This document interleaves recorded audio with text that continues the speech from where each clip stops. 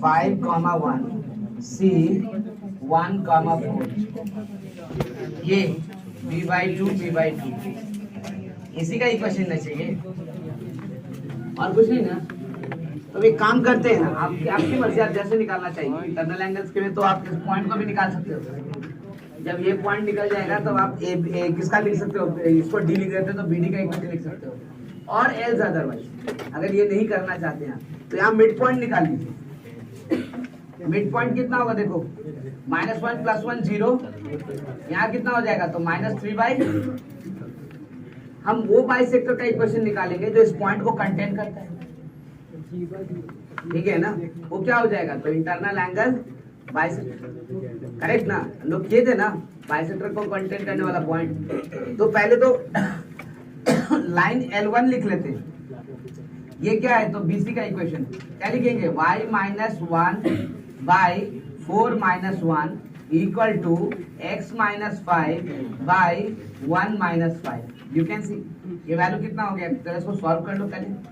क्या लिखेंगे यहाँ से देखो, ये हो गया आपको -4, इधर मल्टीप्लाई होगा तो -4y + 4 is equal to 3x - 15, यानी वी गॉट 3x, L1 का इक्वेशन 3x + 4y, और ये इधर हो जाएगा तो कितना हो जाएगा तो -19 इक्वल टू 0। L2 भी निकालते, किसका इक्वेशन तो दिए y - 1/-7 - 1 इक्वल टू x - 5/-1 - 5।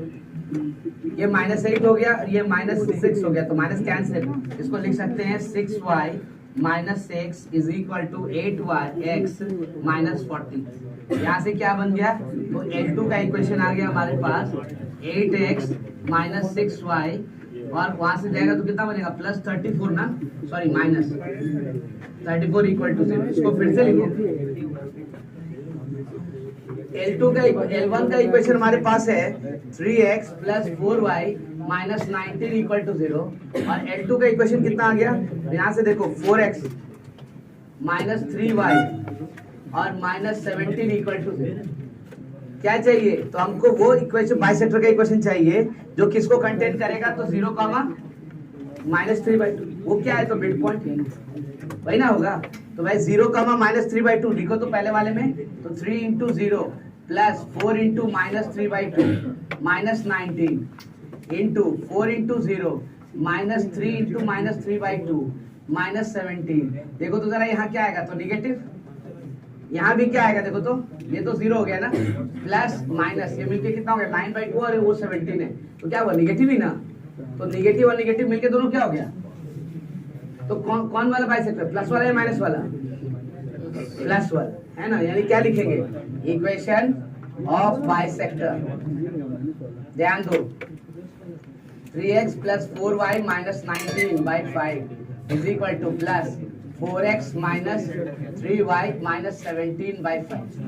5 और 5 कैंसिल, ये वैल्यू उधर जाएगा, 4y है तो इसको इधर लाओ तो 7y is equal to x, 19 उधर जाएगा +2 हो गया। देखो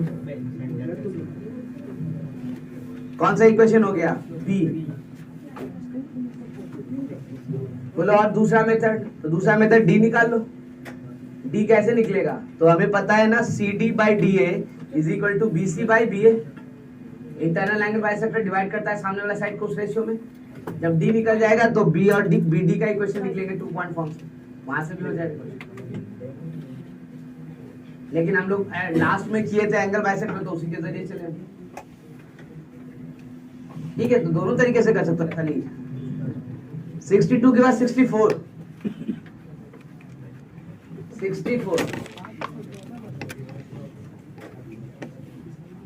हाँ नहीं जरूरत नहीं है, तो मुस्बक भी बोले थे कि जो पॉइंट कंटेन करने वाली बात करते हैं वो उस कंपार्टमेंट में होना चाहिए, उस बाइसेक्टर पे होगा उसकी जरूरत नहीं है। सर्कमसेंटर इतना आसान है निकालना, इतना आसान है निकालना।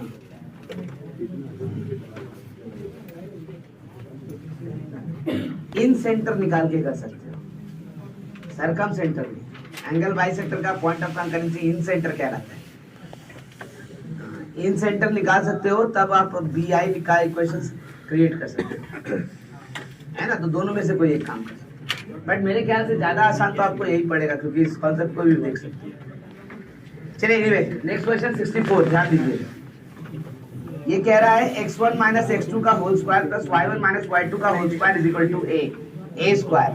अच्छा, इसके कहने का मतलब ये है, देखो, स्टॉप टॉकिंग प्लीज। ये है x1 कॉमा y1, ये है x2 कॉमा y2, ये है x3 कॉमा y3। इसको a कह रहा है, इसको b कह रहा है, और इसको c कह रहा है। साइड लेंथ तो कह रहा है ना, इन दोनों के बीच में डिस्टेंस निकालो, क्या आएगा देखो, तो a स्क्वायर लिख रहे, देखो ये लिखा है। इन दोनों के बीच में डिस्टेंस निकालो, क्या लिखा है देखो, b लिखा है ना। तो यहाँ से इसको अगर p q r कहते हैं, तो हमने, मुझे बताओ जरा कि पेरीमीटर जो होगा इस ट्रायंगल का वो क्या होगा, a plus B plus C होगा ना। So perimeter is equal to s is equal to a plus B plus ये ना होगा बाई 2, और सॉरी उल्टा लिख दे, देखो 2s ये ना होगा।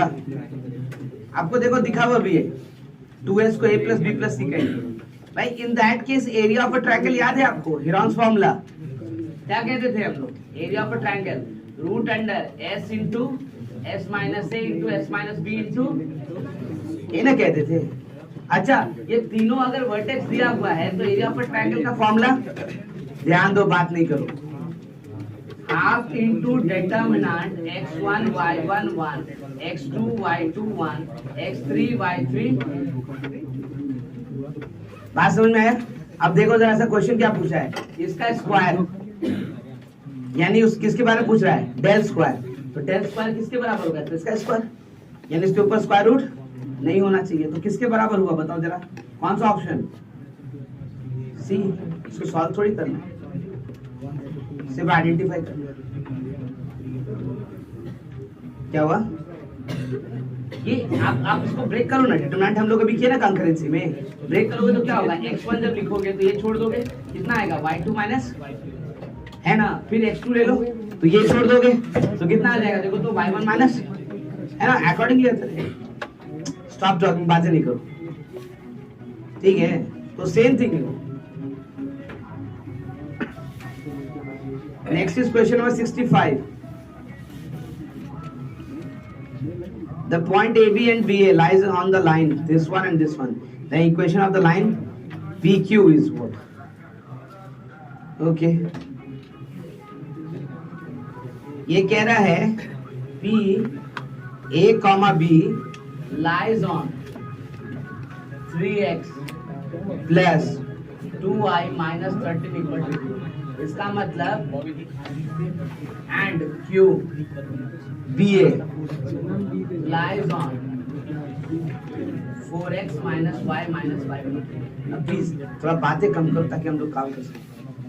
वो ऐसा लिख रहा है, देखो ये पॉइंट इस पे लाई कर रहा है, ये पॉइंट इस पे लाई कर रहा है, तो सेटिस्फाई करेगा ना, सेटिस्फाई करेगा। तो पहले वाले में क्या लिखेंगे, तो 3a plus 2b minus 13 equal to, दूसरे वाले में क्या लिखेंगे, देखो तो 4b, है ना, तो उसको ऐसे लिखते हैं a minus 4b plus 5 equal to, चलेगा, बात तो सेम ना है, माइनस में मल्टीप्लाई कर दिया तो कोई फर्क नहीं पड़ा।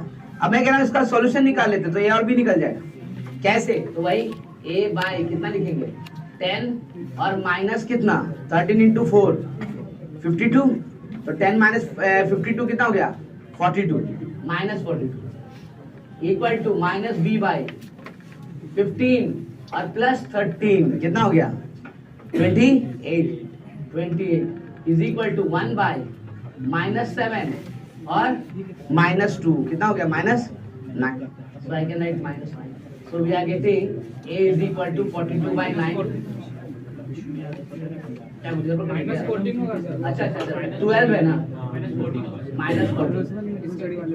ठीक है, तो फिर ना ध्यान दो प्लीज. इसका मतलब a का वैल्यू कितना आ गया, तो 3 है ना, b का वैल्यू कितना आ गया, तो I can see 2. हो गया। तो पहला पॉइंट हो गया हमारे पास 3,2 और दूसरा पॉइंट हो गया 2,3। अब equation of P Q, stop talking. 2 point form y minus 2 by 3 minus 2 x minus 3 by 2 minus 3 will get the answer.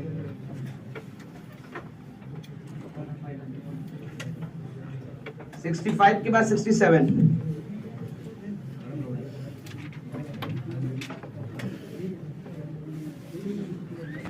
The vertex C of a triangle ABC moves on this line L.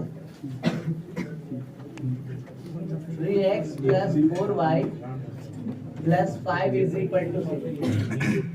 The coordinates of A and B are this one. The locus of centroid of a triangle. ठीक है, थोड़ी देर के लिए A को ले लेते हैं हम लोग 2,7, B को ले लेते हैं हम लोग 5,8 और C को मान लेते हैं H, K।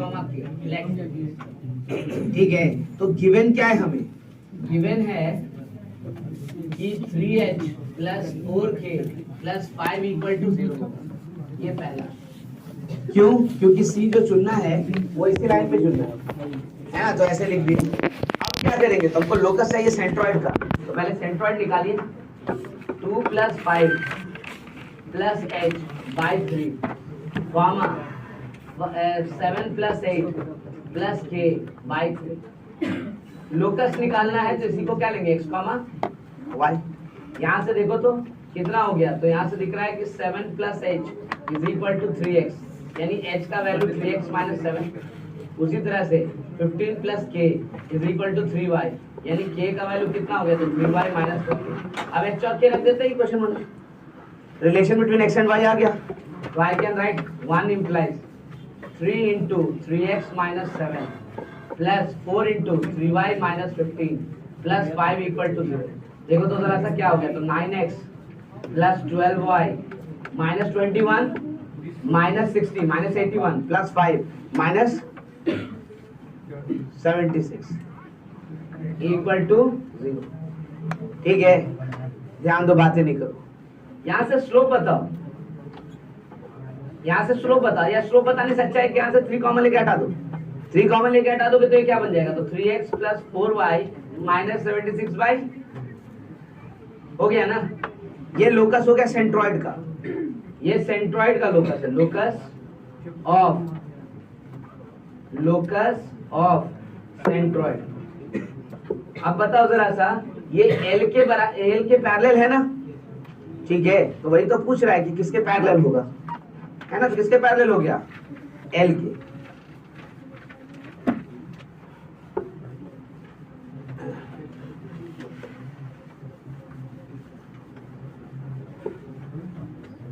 $67 के बाद 68।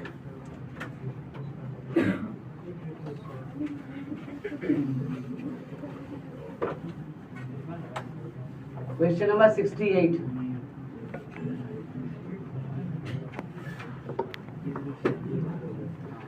The line L has an intercept A and B on the coordinate axis.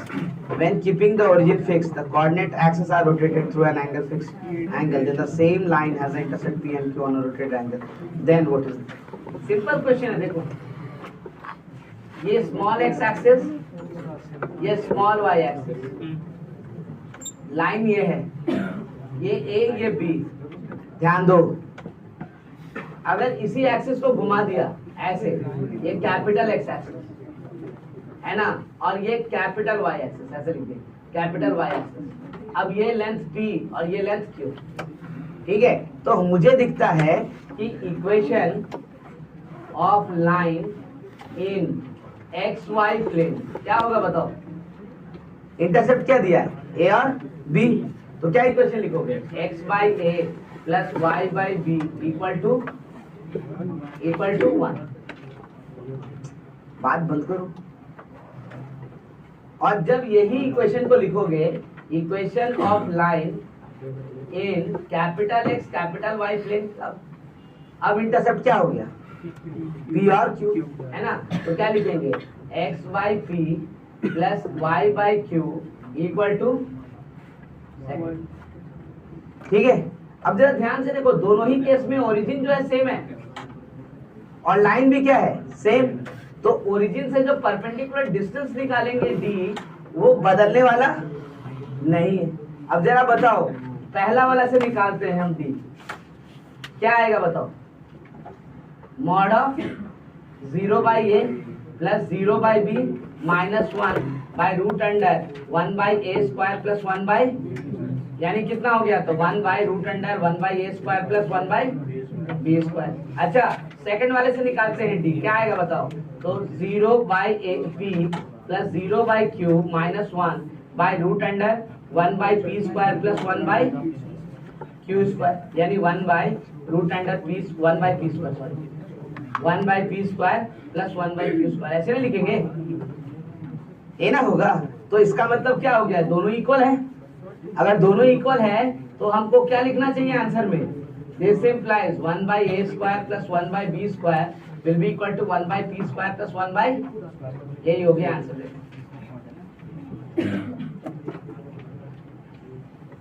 Option B देखो,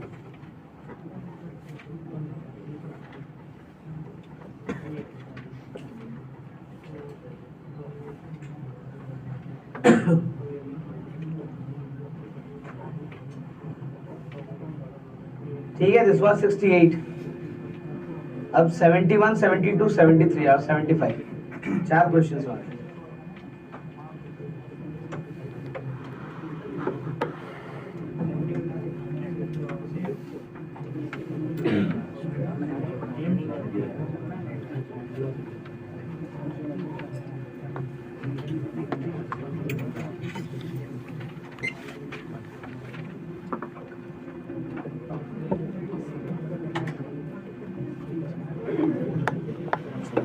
स्टॉप जॉब बात नहीं।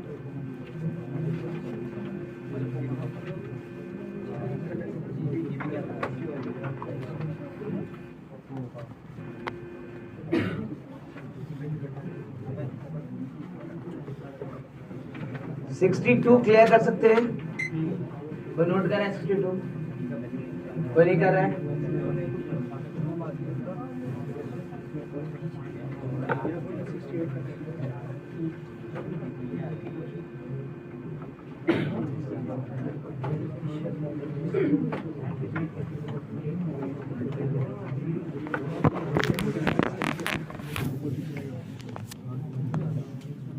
ध्यान दो कुछ बात। 71 कह रहा है the base BC of a triangle ABC is bisected at the point A, B। 71 triangle है ABC, ये मिड पॉइंट है D, जिसको लिख रहा है वो A, B है ना। अब से आपसे कह रहा है कि AB का साइड इक्वेशन है हमारे पास AX plus BY minus 1 equal to 0, और AC का इक्वेशन है हमारे पास BX plus AY minus 1 equal to 0। आपको इक्वेशन किसका चाहिए? मिडल यानी AD का, है ना, इसका इक्वेशन चाहिए, इक्वेशन ऑफ AD। तो भाई यहाँ सेम पॉइंट से निकल रहा है ना, तो I can write the equation of AD। देखो, equation of line through intersection of AB and AC क्या लिखेंगे? तो AX plus BY minus 1 plus lambda time BX plus AY minus 1 equal to 0। ठीक है भाई, कोई भी लाइन जो इन दोनों लाइन के इंटरसेक्शन से निकलता है उसको ऐसे ही तो दिखाते। अब ये कहां से पास करने वाला है? A, B, तो उसको A, B रख के सेटिस्फाई करवा देते हैं ना। For AD 1 will pass through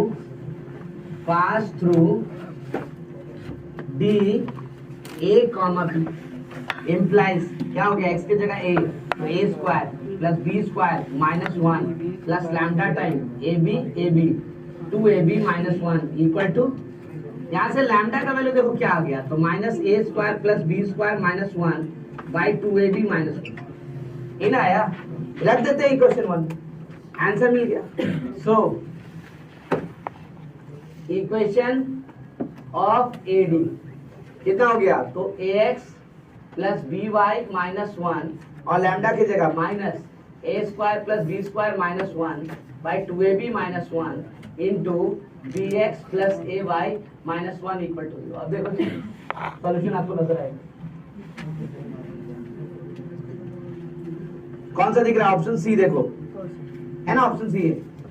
इसको उधर लेके चला गया, ये मल्टीप्लाई कर दिया इधर, तो 2ab minus 1 ax plus b y minus 1 equal to a square plus b square minus 1 into b x plus a y minus 1।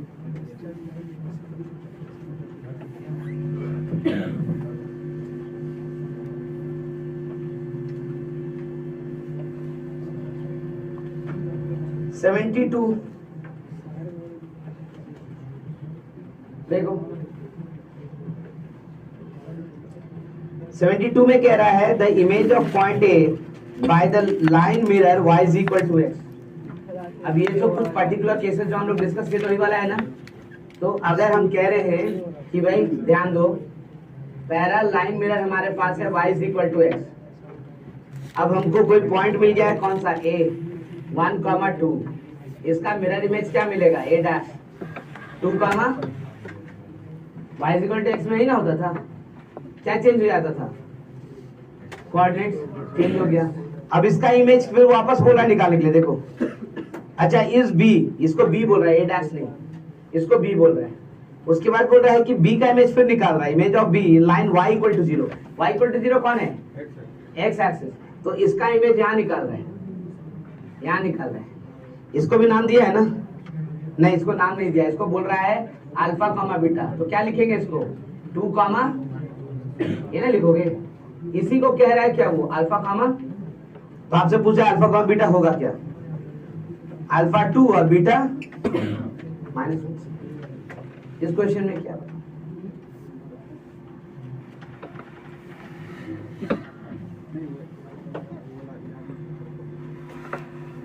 Very good. 73 भी लिस्ट में है, देखो। ये सब क्वेश्चन तो थोड़ा भी सोचोगे काम हो जाएगा। तो क्लास का डिस्कस क्वेश्चन 3 लाइन दिया हुआ है आपको और उससे इक्वल डिस्टेंस पॉइंट पूछ रहा है। एक लाइन है आपके पास 4x plus 3y plus 10 equal to 0। दूसरा लाइन है आपके पास 5x minus 12y plus 26 equal to 0। और तीसरा लाइन है आपके पास 7x plus 24y minus 50 equal to 0। आपसे वैसा पॉइंट पूछ रहा है जो तीनों से इक्वल डिस्टेंट हो। यहाँ पे कोई पॉइंट ले लेते हैं P, ये परपेंडिकुलर डिस्टेंस, ये परपेंडिकुलर डिस्टेंस, ये परपेंडिकुलर डिस्टेंस, तीनों इक्वल होना चाहिए। ऐसा कुछ पूछ रहा है। मुझे एक बात बताओ प्लीज, कौन अगर इसको अल्फा को बीटा लिखते हैं तो यहाँ ये डिस्टेंस कैसे निकलेगा? 4 alpha plus 3 beta plus 10 by कितना? Root under a square plus यानी बाई 5। तो 10 बाई 5 कितना बनता है? 2 ना, करेक्ट ना? अच्छा वापस यहाँ से देखो, इसको अगर लिखते हैं तो 5 alpha minus 12 beta plus 26 by कितना? 13। तो 26 बाई 13 से क्या होता है ना? यानी अल्फा बीटा अगर 0, 0 हो तो दोनों इक्वल है, करेक्ट ना? फिर वापस इसको भी लिखो, देखो तो 7 स्क्वायर प्लस 24 स्क्वायर कितना होता है? 25 का स्क्वायर। फिर यहाँ क्या बन गया? 2, करेक्ट ना? तो alpha beta must be equal to what? 0, 0। ये तो सीधा सीधा से ही नजर आ रहा है। आई एम अगेन राइटिंग, देखो इसको p को अगर आप अल्फा बीटा लिख लेते हो लेट करके तो यू कैन सी इसको pm, pn और pq लिखो। तो I can see pm mod of 4 alpha plus 3 beta plus 10 by क्या लिखोगे? 5। pn ये क्या लिखोगे? Mod of 5 alpha minus 12 beta plus 26 by कितना? 13। और pq कितना लिखोगे? तो 7 alpha plus 24 beta minus 50 by कितना? तीनों को इक्वल करना है। कैसे इक्वल होगा? अल्फा बीटा क्या रख लिया जाए? 0, क्योंकि कांस्टेंट बाय डिनोमिनेटर तो 2 आ रहा है हर में, ठीक है? तो अल्फा बीटा 0, 0 लिखेंगे तभी ना होगा। So we are taking alpha and beta equal to, so the point is origin. खत्म।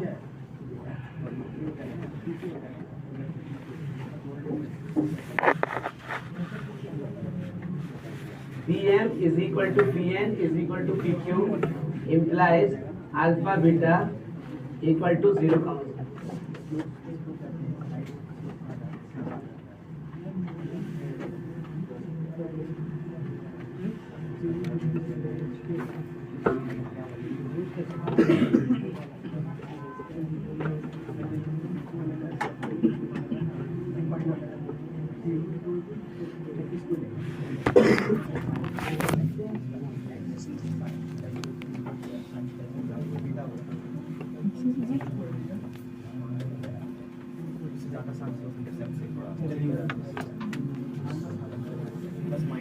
अच्छा बात नहीं करो, ध्यान दो।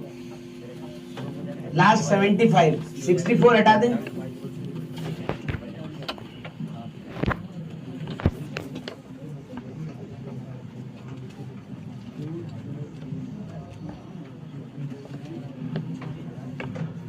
क्वेश्चन नंबर 75 देखो, यहीं पे कंप्लीट करते हैं। A line is drawn from point P x1 comma y1 in direction theta with the x-axis to meet the line ax plus by plus c is equal to 0 at q. Then the length pq. ऐसे कह रहा है, देखो ये line है ना, p यहाँ पर है, x1 comma y1, ये किसी लाइन, ये लाइन है जिसको ax plus by plus c is equal to 0, इसको कहाँ कट कर रहा है, q पे कर रहे हैं ना। अब क्या करने के लिए बोल रहा है हमसे, ये बताया है कि अगर x एक्सिस इधर है, ये x एक्सिस, तो ये एंगल कितना है, ठीक है। आपसे पूछ रहा है PQ का लेंथ, PQ का length of PQ is equal to 1। क्या करेंगे, पैरामीट्रिक फॉर्म, पैरामीट्रिक फॉर्म, यहाँ ध्यान दो। Q can be written as, कितना लिखेंगे बताओ। अगर हम कह देते हैं इसको, मान लो लैम्डा, लेट, तो क्या लिखेंगे, पैरामीट्रिक फॉर्म। PQ का लेंथ अगर लैम्डा ले लेते हैं या R लिख लेते हैं, तो क्या लिखेंगे, x1 plus lambda cos theta, y1 plus lambda, है ना। बट Q सैटिस्फाई क्या, Q satisfy what, line, correct ना। So I can see Q lies on the line ax plus by plus c equal to 0, implies a time x1 plus lambda cos theta plus b time y1 plus lambda sin theta plus c equal to, यहाँ से निकालना क्या है, lambda, तो lambda निकालते क्या होगा बताओ, ax1 plus by1 plus c plus lambda time a cos theta plus b sin theta equal to 0। So lambda is nothing but minus ax1 plus by1 plus c by a cos theta plus b।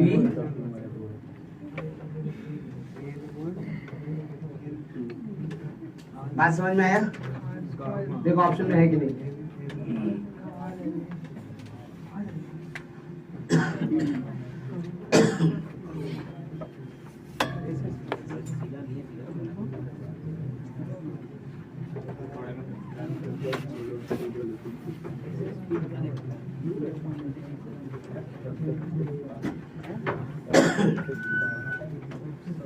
दिख रहा है option में, कौन सा option है, B, है ना। Option कौन सा दिखा, बी।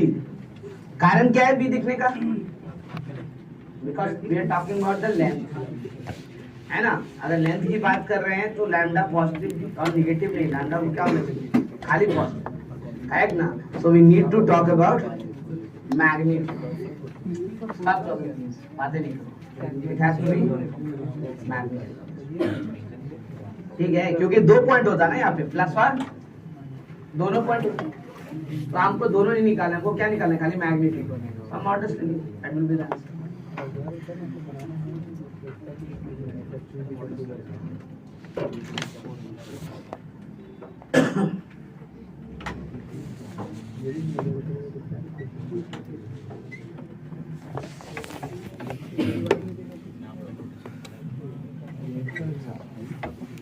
एक डिटेल्स और बच गया, होप करते हैं एग्जाम से पहले आप उसको खत्म कर लेंगे। हम लोगों को तो एग्जाम से पहले अब क्लास मिलने से रहा, बट आई होप कि आपका खत्म हो जाएगा। डिस्कशन बाद में हो जाए खोलेंगे।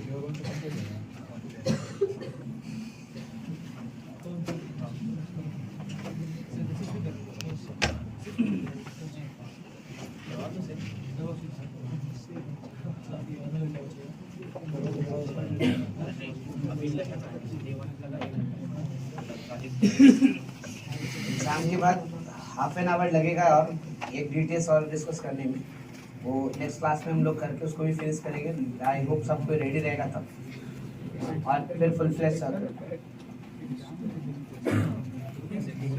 सर्कल के बाद सारे हमें बाइनोमियल पढ़ना है एंड देन फिर conics.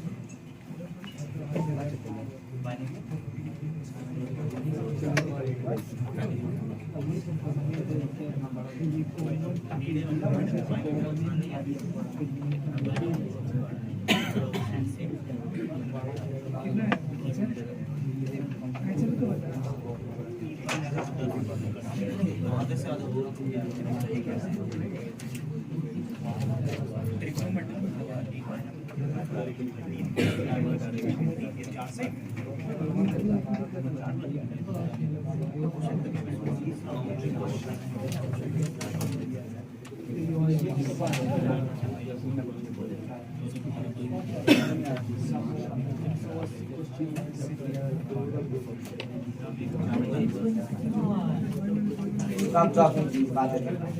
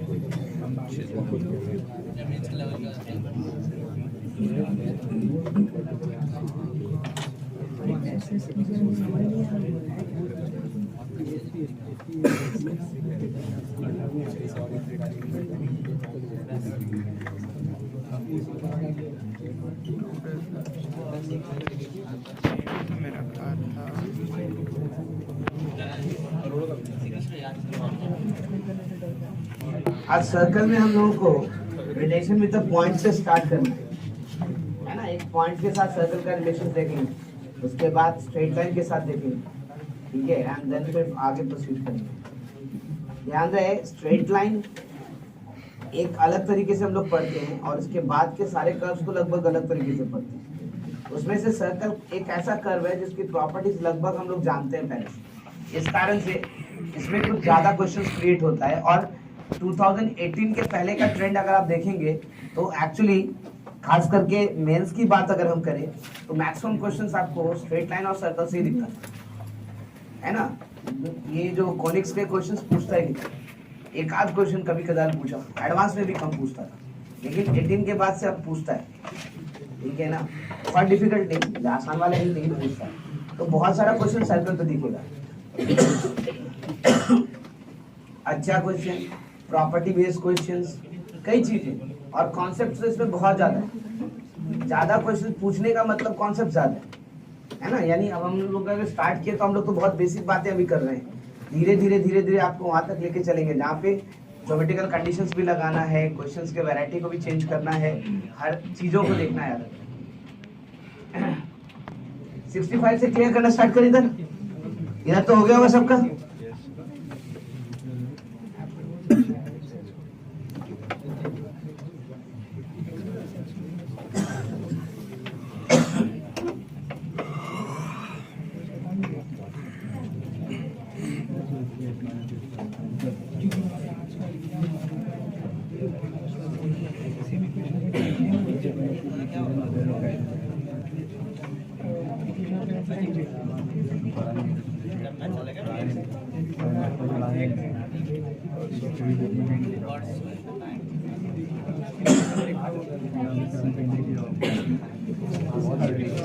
Okay, pay attention now.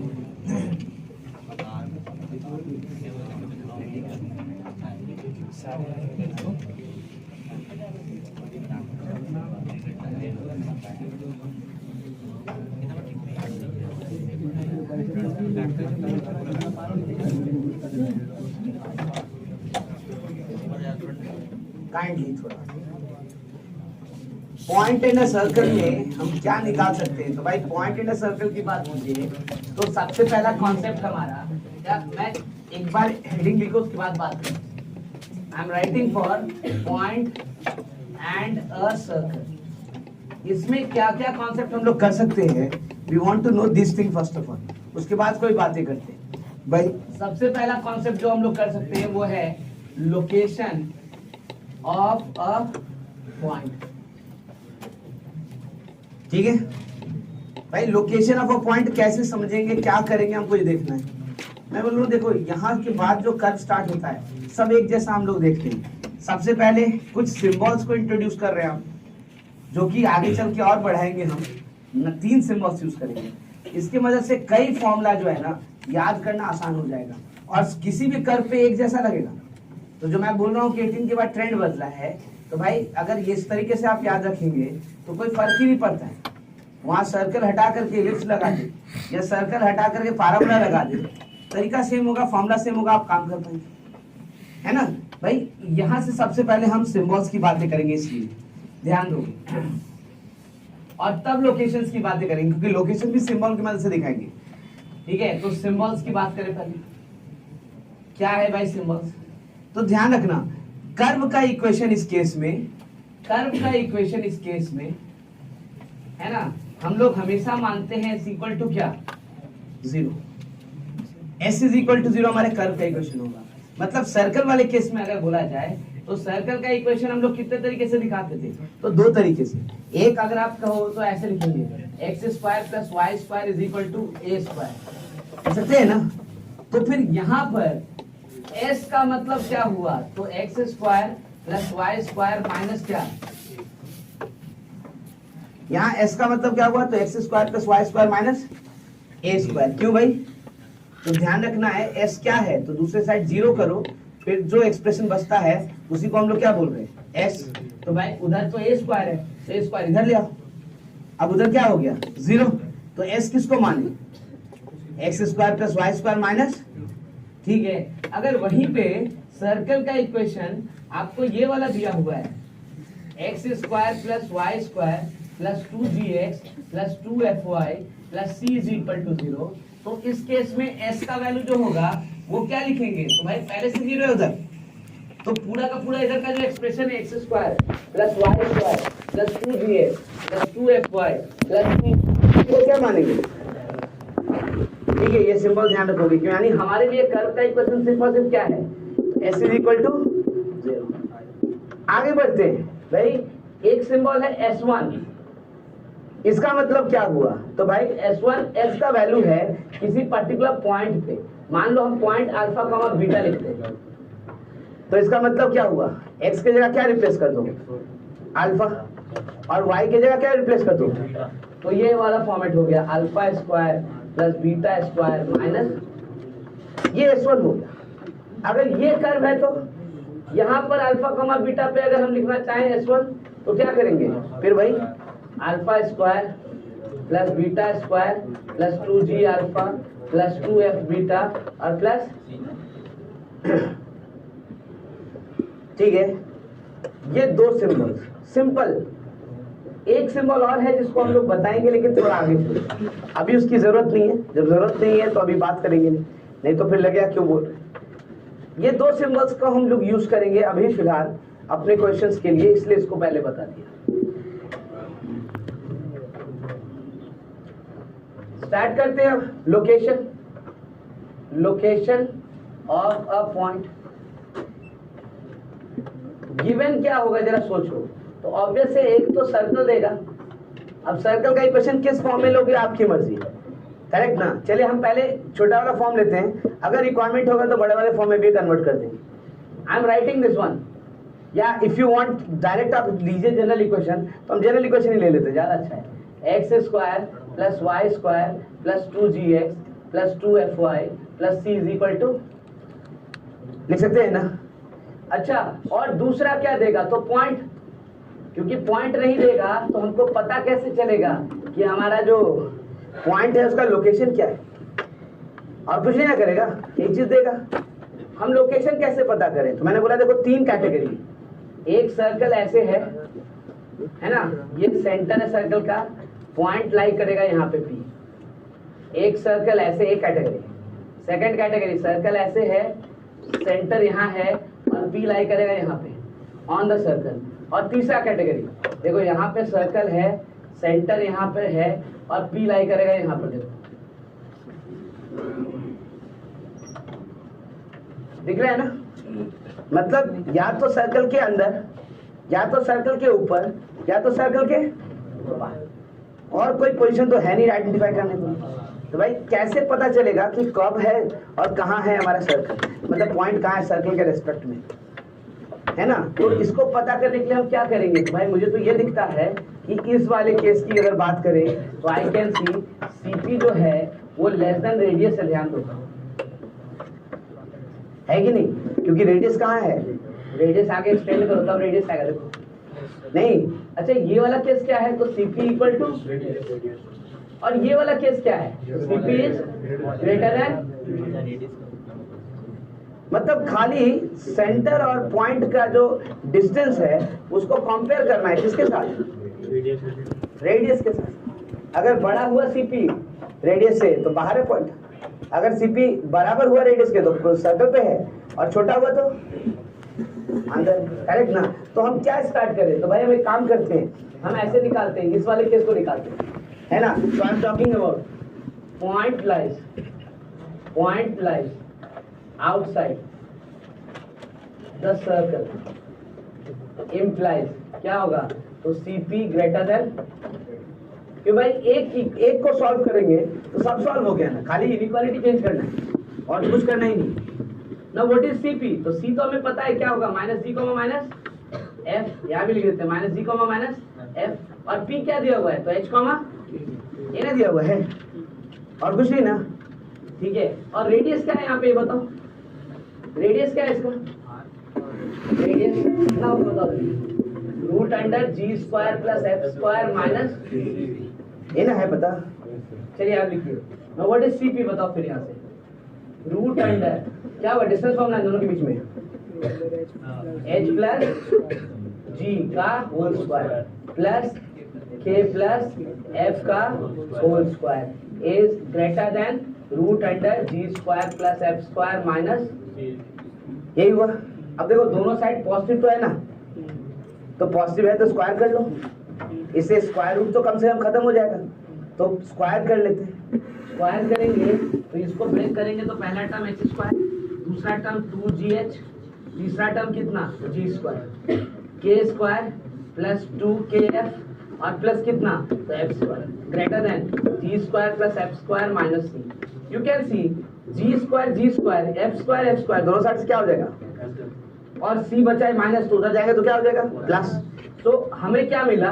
तो हमें मिला h² + k² + 2gh + 2fk + c is greater than, can you tell me what is this? ये क्या है? देखो जरा यहाँ S1 है ना, हमने S पे क्या रखना है? H, K, तो ये आ जाएगा। देखो करेक्ट ना? यानी ये क्या सिग्निफाई किया? तो ये सिग्निफाई किया कि S1 जो होगा वो ग्रेटर देन, यानी आप ये कह रहे हैं कि पॉइंट अगर बाहर लाई करेगा सर्कल के तो S1 को क्या होना चाहिए? ग्रेटर देन, ठीक है? यानी यहाँ ग्रेटर देन 0। अगर इक्वल टू 0 हुआ तो सर्कल के ऊपर, लेस देन 0 हुआ तो सर्कल के काम ही करता। यानी हमें क्या चेक करना है? सिर्फ S1, यानी सर्कल का इक्वेशन मिला नहीं कि पॉइंट को सर्कल इक्वेशन पे डाल दो। अगर 0 हुआ तो सर्कल पर है, 0 नहीं हुआ तो या तो अंदर है या तो, अब पता कैसे चलेगा? पॉजिटिव हुआ तो बाहर है और निगेटिव हुआ तो बस इतनी सी बात। इस कंडीशन को हम लिखते भी है।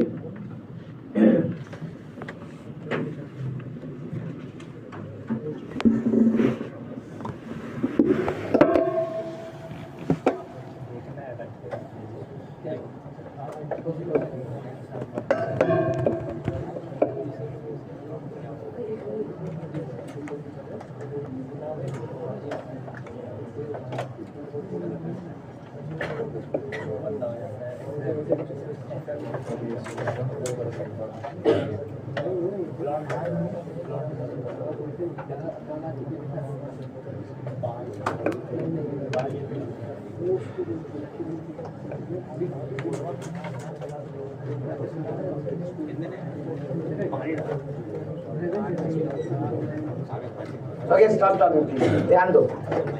इसका मतलब अब हम लोग यहाँ से कंडीशन लिख सकते हैं। क्या कहेंगे? देखो, S1 greater than 0 implies point lies outside the circle, है ना?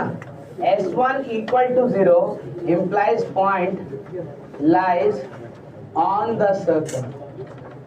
S1 less than 0 implies point lies inside the circle. ये तीन कंडीशन से हम ये पता कर सकते हैं कि पॉइंट है कहाँ। अच्छी बात क्या है? देखो, सिंबल का फायदा, यही कंडीशन एप्लीकेबल सारे कर्व पे। आप पैराबोला नहीं पढ़े हो, पैराबोला का ही क्वेश्चन दे देते हैं। अब वहां पे S1 निकालो, अगर ग्रेटर देन 0 तो क्या बोलेंगे? पैराबोला के बाहर। ई लेस देन 0 तो पैराबोला के दिखाएंगे वहां पे भी कैसे। लेकिन same formula is applicable to circle, parabola, ellipse. Hyperbola में उल्टा होता है। क्यों होता है मैं बताऊंगा, लेकिन बाकी सारे कर्व में एक जैसे, तो याद करने में आसानी हो जाएगा।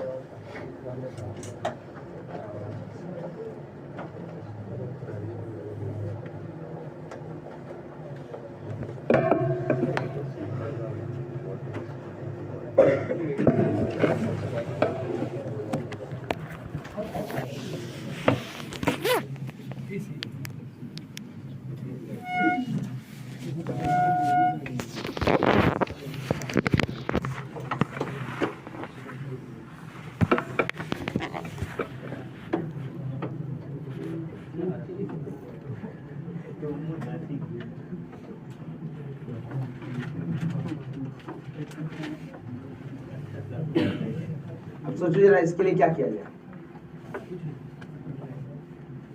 यहाँ S क्या हो गया? यहाँ पे x² plus y² plus 6y plus 4y minus 5। S1 क्या? S1 के में क्या डालना है? x और y की जगह 0 0। अरे ना, तो क्या बचेगा? निगेटिव है पॉजिटिव है?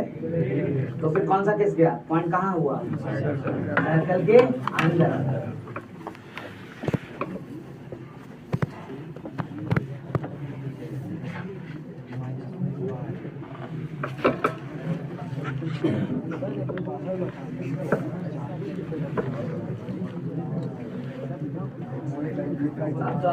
बातें नहीं करो।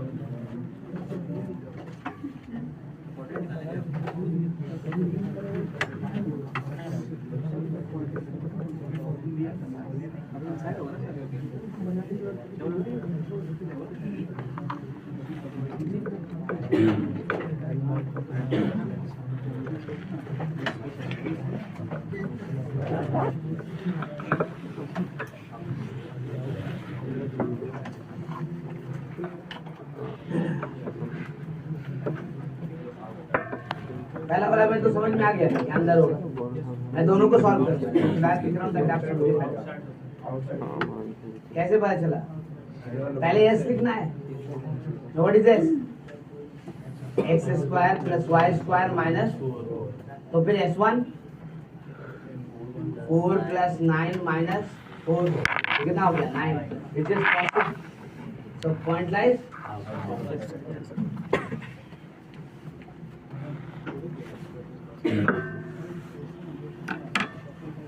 इस केस में S हो गया हमारे पास x² plus y² plus 6x plus 4y minus 5। सो 0 0 के लिए S1 हो गया हमारे पास 0² plus 0² 6 into 0 plus 4 into 0 minus 5, that is minus 5। This is less than, implies point lies inside, है ना। इस केस में S है हमारे पास x² प्लस y² माइनस 4। सो हम 2,3 के लिए S1 लिख रहे हैं, तो 2 square plus 3 square minus 4 is 9 which is greater then 0 implies 2,3 lies outside. ठीक है,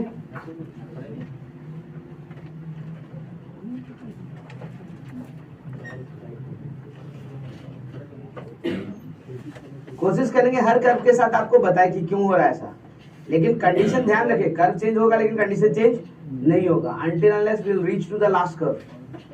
लास्ट कर्व पे खाली चेंज होगा, उसके अलावा कहीं नहीं चेंज होगा.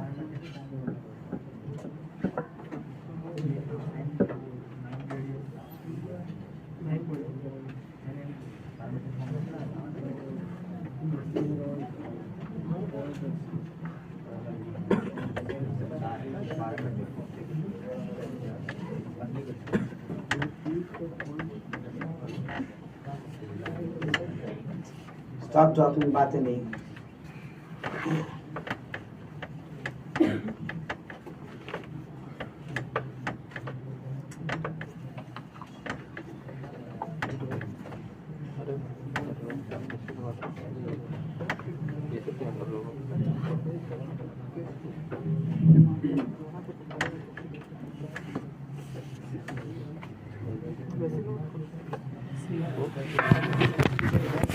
ठीक से करना पड़ेगा लोग.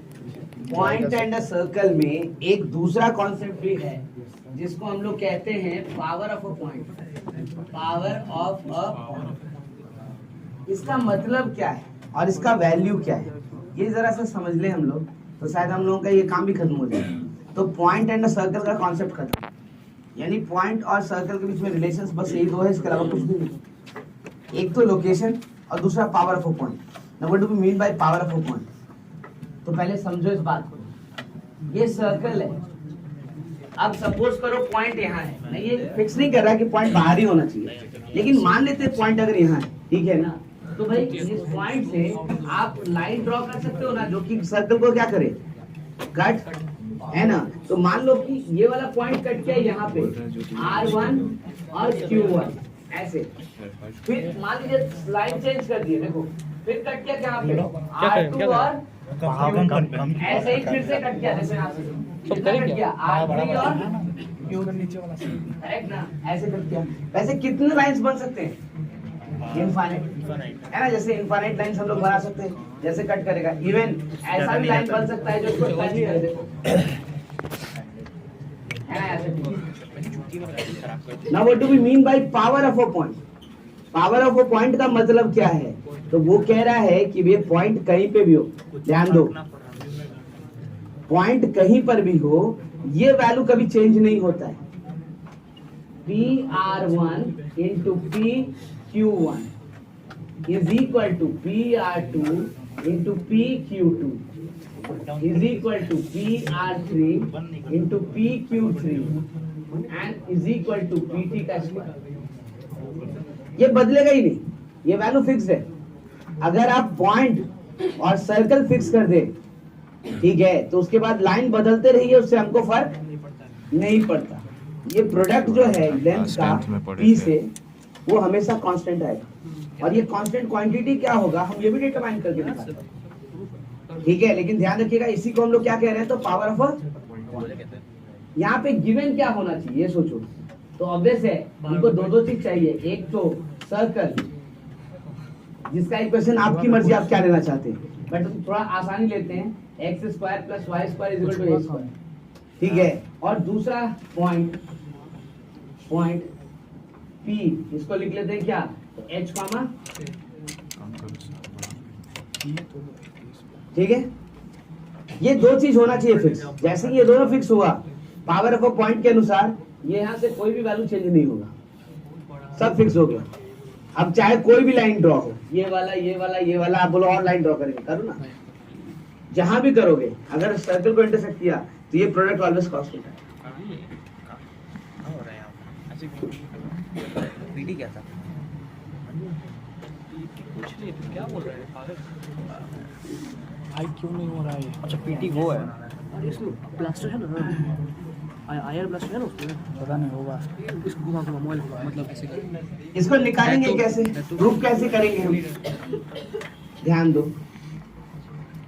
इसको निकालेंगे कैसे, प्रूफ कैसे करेंगे। तो हमने कहा देखो एक सिंपल तरीका है, आप यहाँ क्या देख रहे हो, P से डिस्टेंस निकाल रहे हो ना, R का और Q का, P से डिस्टेंस है, तो भाई उस लाइन को हम पैरामीट्रिक फॉर्म में लिखे तो चलेगा नहीं का। सपोज करो डेफिनेटली एंगल चेंज होगा तो लाइन चेंज होगा, लेकिन सबका सब लाइन पास कहाँ से कर रहा है, P से, करेक्ट ना। सो ये पूरा जो है वो फैमिली ऑफ लाइंस है ना, passing through which point, P H comma P, correct ना। तो कैसे लिखेंगे equation, equation of family of line through P, कैसे लिखते थे याद है, क्या होगा, y minus k is equal to m time x minus ये ना, क्या पैरामीटर कौन, m, where m is the parameter, याद है ना सबको। मैं कह रहा हूँ चलो एक बार सपोज करते हैं, let m is equal to tan theta लिखते हैं, मान लेने में कोई हर्ष तो नहीं है, हाँ ये पता है कि पैरामीटर है तो tan थीटा बदलता रहेगा बार बार, ठीक है, लेकिन मानने में तो हर्ज नहीं है ना, वो तो वही होगा। तो इसका मतलब any point on the line क्या होगा बताओ, h plus r cos theta and k plus r sin, नहीं ना होगा। अब ये पता है थीटा फिक्स करो तो एक लाइन फिक्स हो गया, थीटा चेंज कर तो दूसरा लाइन आ गया, करेक्ट ना। लेकिन जब लाइन फिक्स करोगे तो पैरामीटर तो आ रही है सिर्फ, है कि नहीं, बात समझ में आ रहा है। अब हम कह रहे हैं कि this point lies on what, circle, क्योंकि सर्कल से इंटरसेक्शन चाहिए हमको, करेक्ट ना। तो अगर इसको हम कोई नाम दे देते हैं, क्या रहने तो ऐसे कहते हैं, for point on the circle, अगर ये पॉइंट सर्कल पे चाहिए तो सर्कल के इक्वेशन को क्या करेगा, सेटिस्फाई, है ना। तो सर्कल के इक्वेशन को सेटिस्फाई करवाइए, क्या लिखेगा, x की जगह पे h plus r cos theta का whole square plus k plus r sin theta का whole square is equal to, ऐसे लिखेंगे। अच्छा ये r को भी लैम्डा कर दो, ये तो फिर आप कहीं रेडियस से कंफ्यूज ना हो जाओ, है ना, कहीं आप रेडियस से कंफ्यूज ना हो जाए, इसलिए उसको लैम्डा कर दिया, where lambda is the parameter for circle, हो गया ना। अब जरा सोच के देखो, यहाँ पर अननोन क्या है, तो भाई ये पॉइंट आप तब रखे थे जब स्ट्रेट लाइन फिक्स किए थे, तो थीटा आर्बिट्रेरी तो है, मतलब कुछ भी है लेकिन फिक्स है, एक ही स्ट्रेट लाइन की बात हो रही है, तो यहाँ पैरामीटर है कौन, लैम्डा ना, ठीक है, लैम्डा चेंज हो रहा है। तो भाई एक काम करते हैं, हम पूरा इक्वेशन लैम्डा के टर्म में लिखते हैं, तो कैसा इक्वेशन बनेगा, क्वाड्रेटिक, लीनियर, कैसा बनेगा, क्वाड्रेटिक, है ना। तो स्टार्ट करो, जरा बताओ, लैम्डा स्क्वायर के साथ साथ क्या क्या आएगा, यहाँ से क्या आएगा, cos स्क्वायर थीटा, यहाँ से क्या आएगा, तो cos square theta plus sin square theta. अच्छा लैम्डा के साथ 2 लैम्डा के साथ क्या आएगा, यहाँ से h cos थीटा, यहाँ से क्या आएगा, k sin थीटा, और कांस्टेंट यहाँ से कितना, h स्क्वायर, यहाँ से कितना, और उधर से a स्क्वायर आएगा, तो इक्वल टू क्या हो जाएगा। मैं फिर से लिखता हूँ इस इक्वेशन को, देखो क्या लिख पाएंगे, lambda square plus 2 lambda h cos theta, है ना, प्लस k sin थीटा, और plus h square plus k square minus a square equal to, ठीक है। अगर हम कहते हैं कि ये let lambda 1 and lambda 2 be roots, अगर कहते हैं कि लैम्डा 1 और लैम्डा 2 इसका रूट है, तो प्रोडक्ट ऑफ द रूट बता सकते हो क्या, क्या होता है, सी बाई, है ना, सी कितना है देखो तो, h square plus k square, और a कितना है, पक्का ना। तो यू आर राइटिंग, इसका मतलब लैम्डा 1 इंटू लैम्डा 2 जो हो गया वो h square plus k square minus a square by 1 हो गया। मैं कह रहा हूँ इसको s1, दिक्कत है, कैसे कैसे कैसे, देखो s क्या होगा, x square plus y square minus, और उस पर h कॉमा k रखे तो क्या बनेगा, तो क्या है वो, s1। अच्छा लैम्डा 1 क्या हुआ, तो डिस्टेंस फ्रॉम p, करेक्ट ना। मान लो पहला वाला लाइन था, तो लैम्डा 1 मतलब p की pr1, और लैम्डा 2 मतलब है ना, इसका मतलब आप ये कह रहे हैं कि PR1 is to PQ1 is equal to S1 आया, देखो नहीं आया। अच्छा थीटा बदलेंगे तो इसको कोई फर्क नहीं पड़ेगा क्योंकि ये थीटा पे डिपेंड नहीं कर रहा है, करेक्ट ना। तो थीटा बदलते रहो, लाइन बदलता रहेगा, लेकिन ये वैल्यू कभी चेंज, तो चाहे ये हो चाहे ये हो चाहे ये हो और चाहे क्यों ना यही हो, this value is always equal to what, S1। समझ में बात है?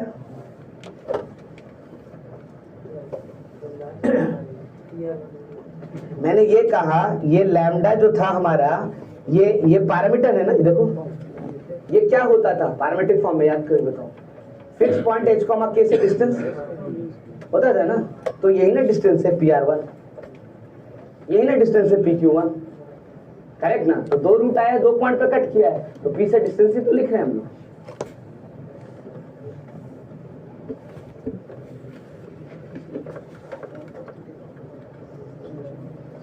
तो पावर ऑफ अ पॉइंट का मतलब ये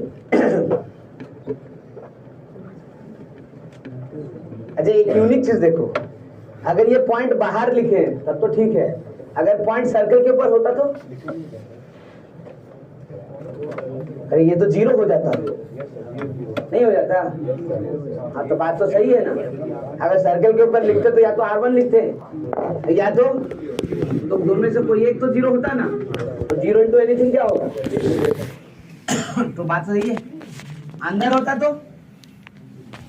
अब यहाँ P होता है, एक इधर डायरेक्शन क्या हो जाता, बदल जाता। तो इसका मतलब एक लैम्डा पॉजिटिव की तरफ, तो एक लैम्डा तो यहाँ क्या आना चाहिए था, नेगेटिव ना। तो देखो ना S1 लेस देन 0 नहीं होता है, ठीक है। तो this is power of a point. इसमें पावर पॉइंट कहीं पर भी हो, लेकिन ध्यान रहे वहां से जो भी सीकेंड ड्रॉ करेंगे, दो पॉइंट पे कट किया, दोनों P से डिस्टेंस जब निकालेंगे दोनों के प्रोडक्ट का, दैट इज ऑलवेज S1।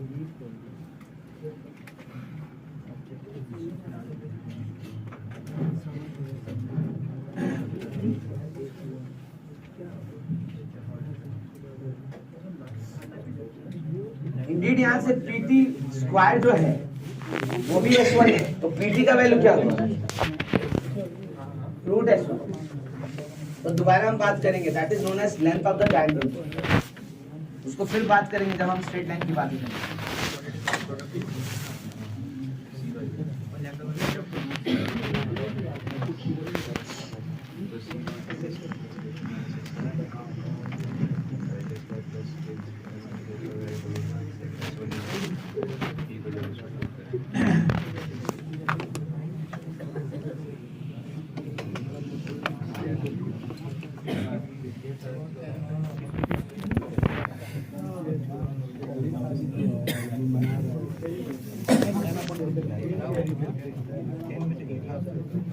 बातें नहीं करो।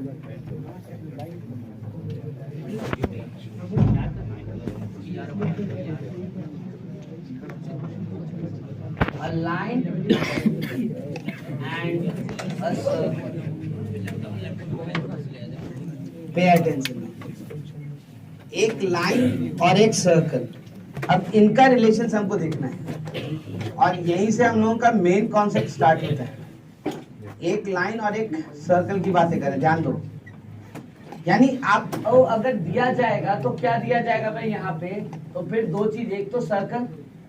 अब सर्कल में आपकी मर्जी है कि किस फॉर्मेट का सर्कल ले रहे हो, है ना। आप चाहो तो ये छोटा वाला फॉर्मेट भी लिख सकते हो, x² + y² = क्या, ठीक है। और दूसरा एक लाइन, ठीक है, इसको LX + MY + N = 0 लिखिए। अब हम क्या इसमें स्टडी करें, कैसे स्टडी करें, पहले हम उस चीज को देखें, उसके बाद एक एक करके स्टार्ट करें चीजें। तो हमने कहा देखो 3 क्राइटेरिया होता है यहाँ पे। एक तो ये हो सकता है कि ये सर्कल है और लाइन यहाँ से निकल रहा है, दूर से जा रहा है। एक क्राइटेरिया ऐसा हो सकता है कि ये सर्कल है ना, और ये लाइन इसको टच कर रहा है, ठीक है। और एक क्राइटेरिया ये हो सकता है ये सर्कल है और लाइन इसको क्या कर रहा है। सबसे पहला काम तो जो क्वेश्चन हमको करना है कि भाई आइडेंटिफाई कैसे करेंगे इन तीन केस में। तो हमने कहा बहुत आसान है, ध्यान से देखो, सेंटर तो पता होगा ना, सर्कल दिया है तो ठीक है, और लाइन का इक्वेशन दिया है कि नहीं, ठीक है, तो सेंटर से परपेंडिकुलर डाल देना लाइन पे, यहां पर भी डाल दो, यहां पर भी डाल दो, सेंटर है ना, परपेंडिकुलर डाल दो, और यहां पे भी सेंटर है ना, यहां से परपेंडिकुलर डाल दो, ये भी P बोल दो, ये भी P बोल दो। अब can you tell me what is CP? CP यहाँ पे किससे बड़ा दिख रहा है? यहाँ CP क्या दिख रहा है, रेडियस के, और यहाँ CP क्या दिख रहा है, रेडियस के। तो आप ये कंपेयर करके तुरंत बता सकते हो कौन सा केस है, करेक्ट ना? So this case means CP is greater than radius. This case means CP is equal to, and this case means CP is less than. ध्यान रहे, क्वेश्चंस इस पे बहुत सारा रहता है बेस्ड, क्वेश्चन का एक पार्ट होगा, लास्ट में अप्लाई करना है, शुरू में अप्लाई करना है, कुछ भी, खास करके इस कॉन्सेप्ट को तो हम बहुत ज्यादा यूज करते हैं, ठीक है।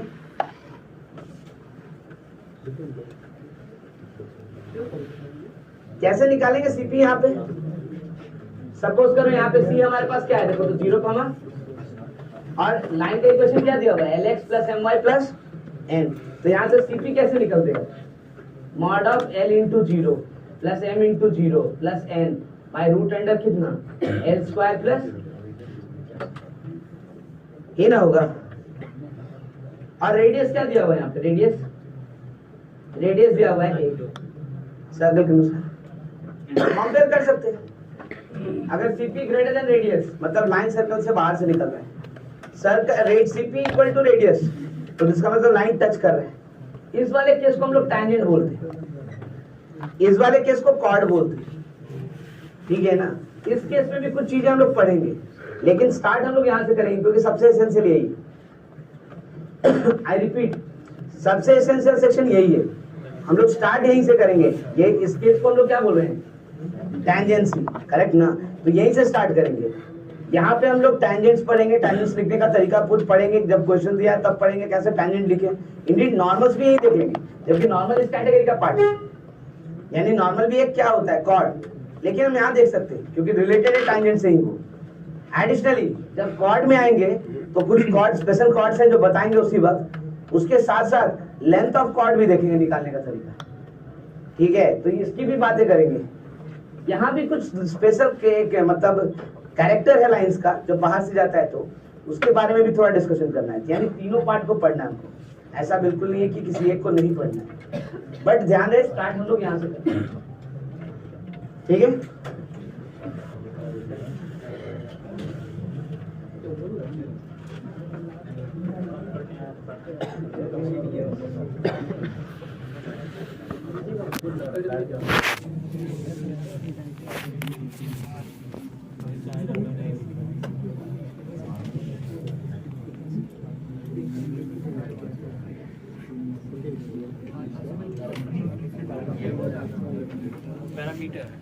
If the line, Nafi attention बात है, if the, ध्यान दो, if the line, यही ना, कहाँ गया,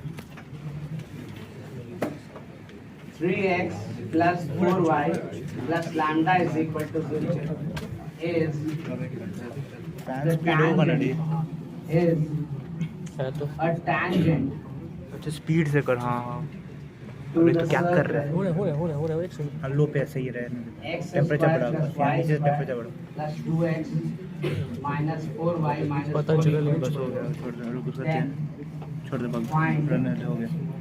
lambda। स्पीड कम हो गया, थोड़ा हुआ डेफिनेटली एकदम डायरेक्ट ऐसा क्वेश्चन नहीं होता, लेकिन ये क्वेश्चन का एक पार्ट मेरे को तो नहीं लग रहा। आपको लैम्डा निकालना है जब आपको पता है कि वो लाइन जो है वो क्या है, सर्कल का टैंजेंट। कैसे निकालेंगे, डायरेक्शन मारता कौन सा केस है टैंजेंट का, क्या तो फिर क्या करना पड़ेगा, CP must be equal to radius. अब how to find CP, centre पता है, देखो सर्कल का टेम्परेचर का खेल कर रहा है ना, रेडियस निकाल सकते हैं पकड़ना नहीं। इसका, CP निकाल सकते हैं, रेडियस निकाल इक्वेट करके लैम्डा वैल्यू बता कुछ नहीं है, दो घंटा है। छोड़ दे, दे दे मैं इसको, रखना मेरे दो फोन दे दो। मेरे को भी लग रहा है सही है तो नहीं है वो डायरेक्शन खाली चेंज की रेडियस करना पड़ेगा ना वो भी चेंज नहीं हुआ है पता नहीं कुछ हुआ भी नहीं ये भाई उसको देने दो।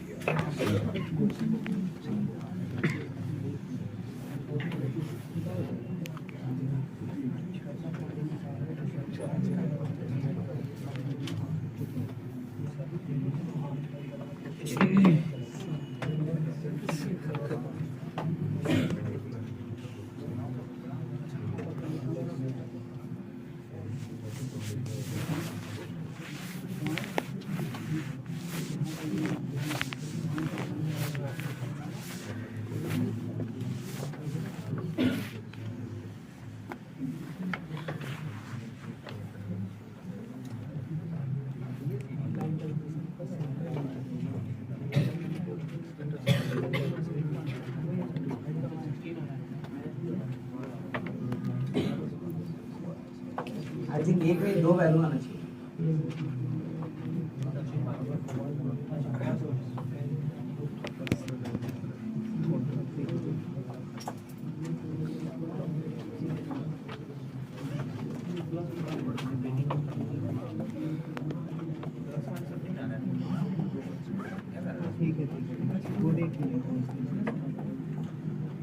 कौन सा केस है भाई? ये देखो, ये सर्कल है, ये लाइन है, सेंटर हमें पता है कितना है, -1 कॉमा ये ना है। यहाँ से परपेंडिकुलर जब डालेंगे इस पे सीपी, ये मस्ट बी किसके बराबर होना चाहिए? रेडियस। और रेडियस कितना है? तो √1 + 4 यानी कितना? ठीक है। तो भाई इसका मतलब पहले तो सीपी निकालिए, CP must be equal to radius. Implies CP कैसे निकलेगा? तो मॉड ऑफ 3 × -1 + 4 × 2 प्लस लैम्डा -2 होगा, -2 होगा। देखो तो एक बार फिर से क्या लिखा हुआ है? +4y या -4y? प्लस लिखा हुआ है। अरे माइनस है कि नहीं? इट इज माइनस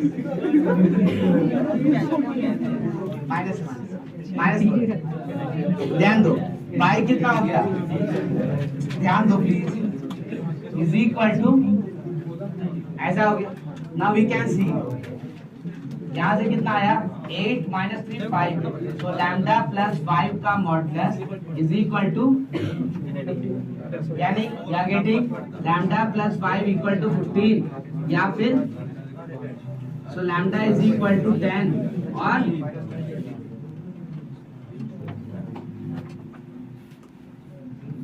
ठीक है, तो वो कंडीशन इस्तेमाल करना है, ध्यान रखो।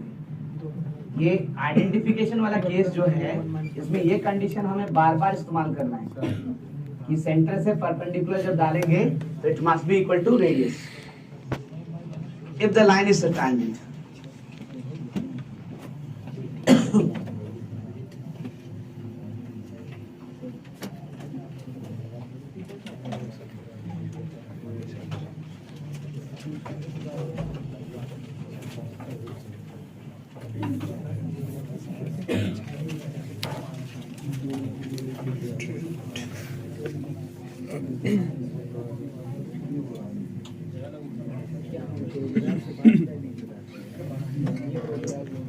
बातें नहीं।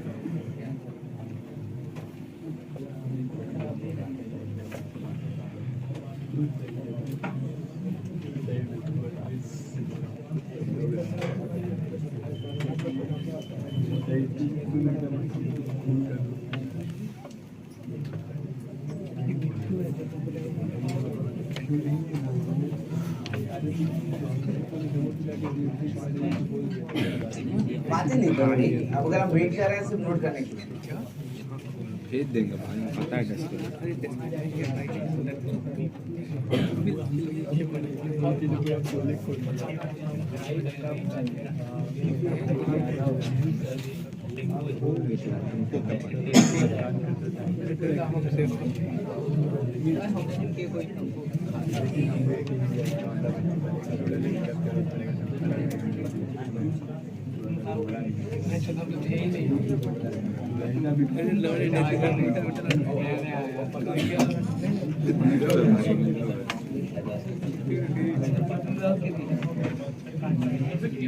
अच्छा हो गया इसका मतलब। चलिए मैं इसको क्लियर करता हूँ।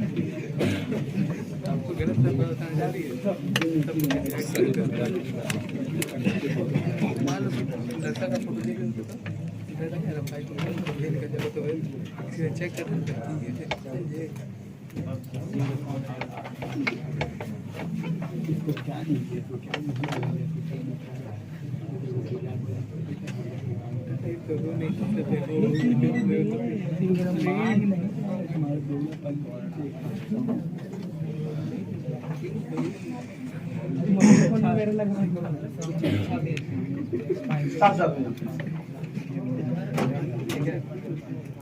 बार बार नहीं बोलना पड़े, ध्यान।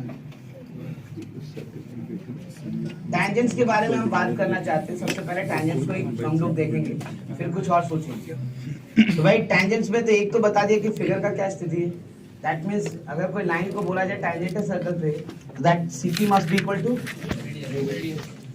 इसमें दूसरा चीज हमको जो चाहिए वो है condition of tangency. Condition of tangency, condition of tangency का मतलब जैसे ये क्वेश्चन था, एक्चुअली ये वैसा ही कुछ क्वेश्चन है लेकिन लिखने का ढंग बदल गया। आई एम सेइंग कि देखो यहाँ से ये लाइन दिया गया था, इस लाइन में तुम्हें पता क्या था, स्लोप है ना, और तुमने क्या डिसाइड किया, खाली कांस्टेंट। मैं वही काम करूंगा लेकिन लिखने का ढंग बदलेगा, क्योंकि उससे हम लोग कई क्वेश्चंस बना पाएंगे। मैं कह रहा हूं अगर मान लीजिए हमें दिया हुआ है पहला circle x square plus y square is equal to a square, और दूसरा line y is equal to mx plus I want to know कि भाई ये लाइन इस सर्कल पे टैंजेंट कब होगा। क्या कंडीशन है जब हम कह पाएंगे देख करके कि ये लाइन जो है इस सर्कल का क्या है, टैंजेंट, बिना मेहनत किए जा रहा। So I can say one thing, simple calculation, क्योंकि ये कंडीशन ऑफ टैंजेंसी हर कर्व के साथ निकालना है और याद भी रखना है इनको, तो इस हिसाब से सिंपल कैलकुलेशन रख रहे हैं बिना प्रॉपर्टी का इस्तेमाल किए। सर्कल में तो प्रॉपर्टी है CP is equal to radius, लेकिन हर की में प्रॉपर्टी नहीं है ना, तो इसलिए हम प्रॉपर्टी इस्तेमाल नहीं करें कैलकुलेशन में। हम क्या कर रहे हैं, हम लोग निकालते हैं पॉइंट ऑफ इंटरसेक्शन। देख लो जरा, इस लाइन और सर्कल का कितना पॉइंट ऑफ इंटरसेक्शन है, एक कैलकुलेट करते हैं। देखो, for point of intersection y का वैल्यू इसमें डाल देते हैं, x square plus mx plus c का whole square is equal to कितना हो गया। अब देखो क्वाड्रेटिक बनेगा x में, कैसे, तो यहां से 1 plus m square x square plus 2cmx और plus c square minus a square equal to क्या, इसके अनुसार तो दो वैल्यू आना चाहिए ना x का। इसके अनुसार x का कितना वैल्यू आना चाहिए, दो, x1 और x2, लेकिन टैंजेंट है तो दो वैल्यू तो आ नहीं सकता, दो आएगा तो 2 पॉइंट पे कट गया ना। तो इसका मतलब क्या हुआ, एक्चुअली दोनों पॉइंट सेम होगा, दोनों रूट क्या होगा, इक्वल, तब ना टैंजेंट हुआ, करेक्ट ना। तो हम जब कह रहे हैं कि for line to be tangent, for line to be tangent क्या होना चाहिए, discriminant must be equal to, तब ना सॉल्यूशन एक ही है, रूट तो दो है लेकिन सॉल्यूशन एक ही है, एक ही पॉइंट पे टच करा दे। नेक्स्ट इज व्हाट, लिखो यहां से डिस्क्रिमिनेंट क्या लिखेंगे, 4c square m square minus 4 1 plus m square into c square minus a square equal to, अब देखो यहां से 4 और 4 तो कॉमन लेकर के हटाई दो, c स्क्वायर को मल्टीप्लाई कर दो, देखो क्या होगा, तो I can write c square m square minus c square m square और plus a square 1 plus m square equal to क्या। ऐसा क्यों किए, तो दिख रहा था c स्क्वायर m स्क्वायर क्या हो जाएगा, कैंसिल।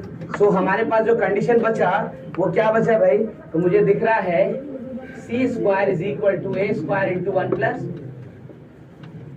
यानी कांस्टेंट सी का जो वैल्यू आएगा वो plus minus a root under 1 plus क्या आएगा? This is known as condition of tangency. Condition of tangency.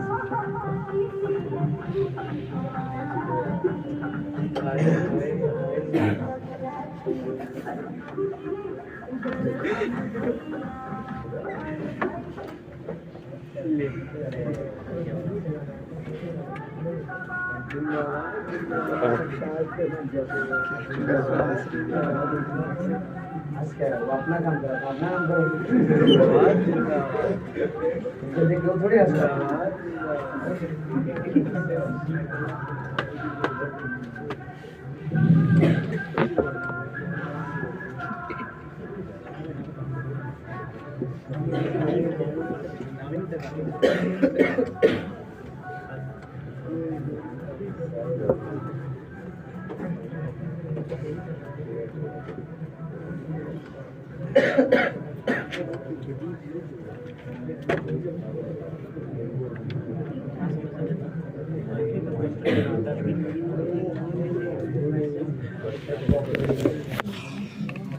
Stop talking please, बातें नहीं करो।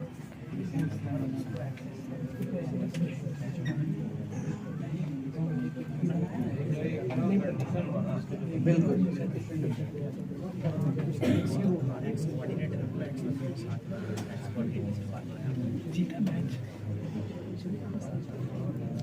टच ड्राइव ऑन है तो फिर हारने से हार कौन सकता है?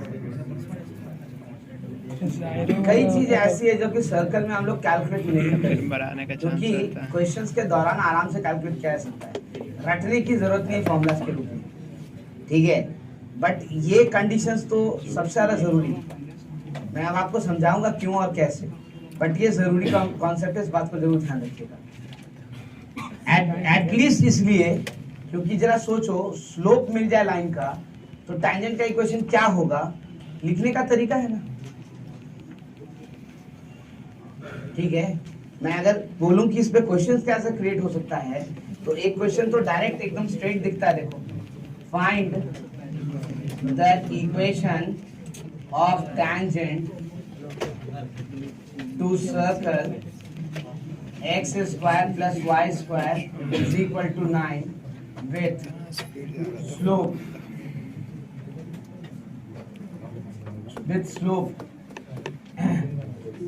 root 3 unit.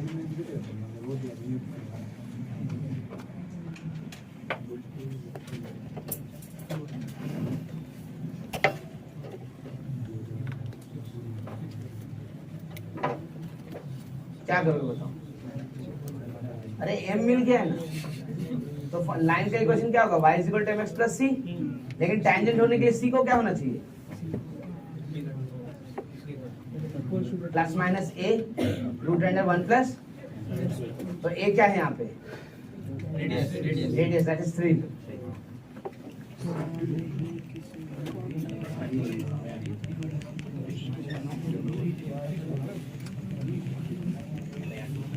अच्छा, अब आपको ये बात समझ में आ रहा होगा कि अरे ऐसे लिखेंगे तो एक नहीं, हमको कितना लाइन मिलेगा?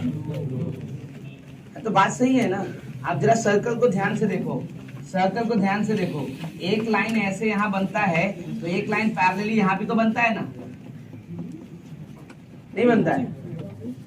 तो मतलब एक स्लोप के साथ एक नहीं, हमेशा कितना टैंजेंट क्रिएट होगा? 2।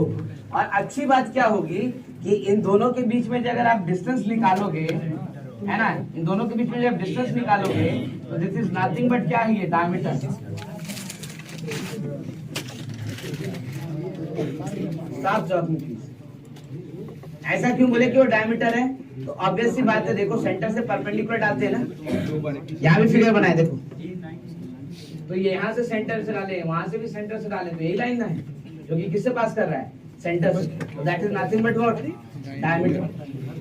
तो आप अगर ये दोनों लाइन भी समझ में आ जाता है, दे देता है, तो दोनों के बीच में डिस्टेंस निकाल के आप डायमीटर बता पाएंगे, इसका मतलब रेडियस भी बता पाएंगे। यहाँ कैसे लिखा जाएगा ये सोचो। So solution equation of tangent with slope m is क्या था, y is equal to mx plus minus a root under 1 plus, ठीक है। what is m here? root 3. what is a here? 3. तो हम क्या लिखेंगे, y is equal to root 3x plus minus 3 into root under 1 plus, है ना, यानी क्या हो गया, तो y is equal to root 3x plus minus 6। देखो आ गया ना,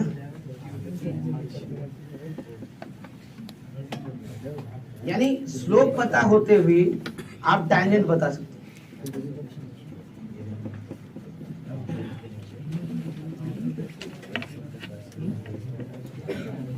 थोड़ा सा बात और आगे बढ़ाते हैं। ये तो ठीक है कि आप स्लोप पता होते हैं आप टैंजेंट बताएंगे, लेकिन आपने जो कंडीशन निकाला है वो किस सर्कल में निकाला है, x square plus y square is equal to, यानी सेंटर क्या है 0, अब मान लीजिए हम क्वेश्चन ऐसे लिख देते हैं, question 2, find the equation of tangent to circle x square plus y square plus 4x minus 2y minus 4 equal to 0 with slope 2 unit. अब कैसे बनेगा बताओ,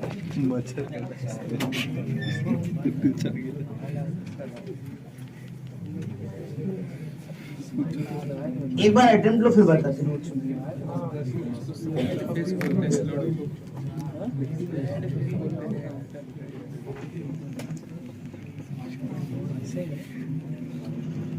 बातें नहीं, देखो बहुत सारे कॉन्सेप्ट धीरे धीरे समझ में आए, और इसलिए मैं बहुत फास्ट लेने के चलने की कोशिश में नहीं हूँ, एकदम आराम से बताया। टैंजेंट्स तो खास करके जैसा सर्कल में सीख लिए वही बाकी कर्व में भी अप्लाई होना है।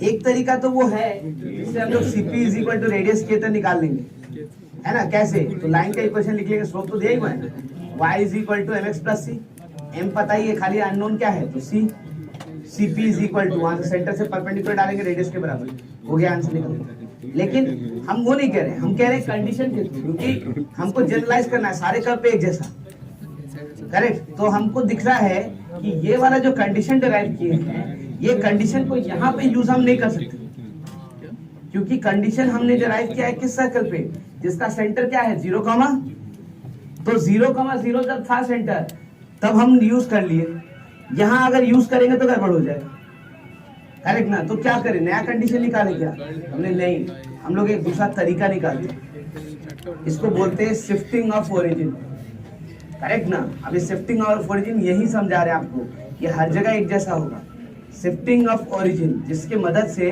हमारा काम यहाँ आसान हो जाएगा। कैसे, let me tell you the things. देखो पहले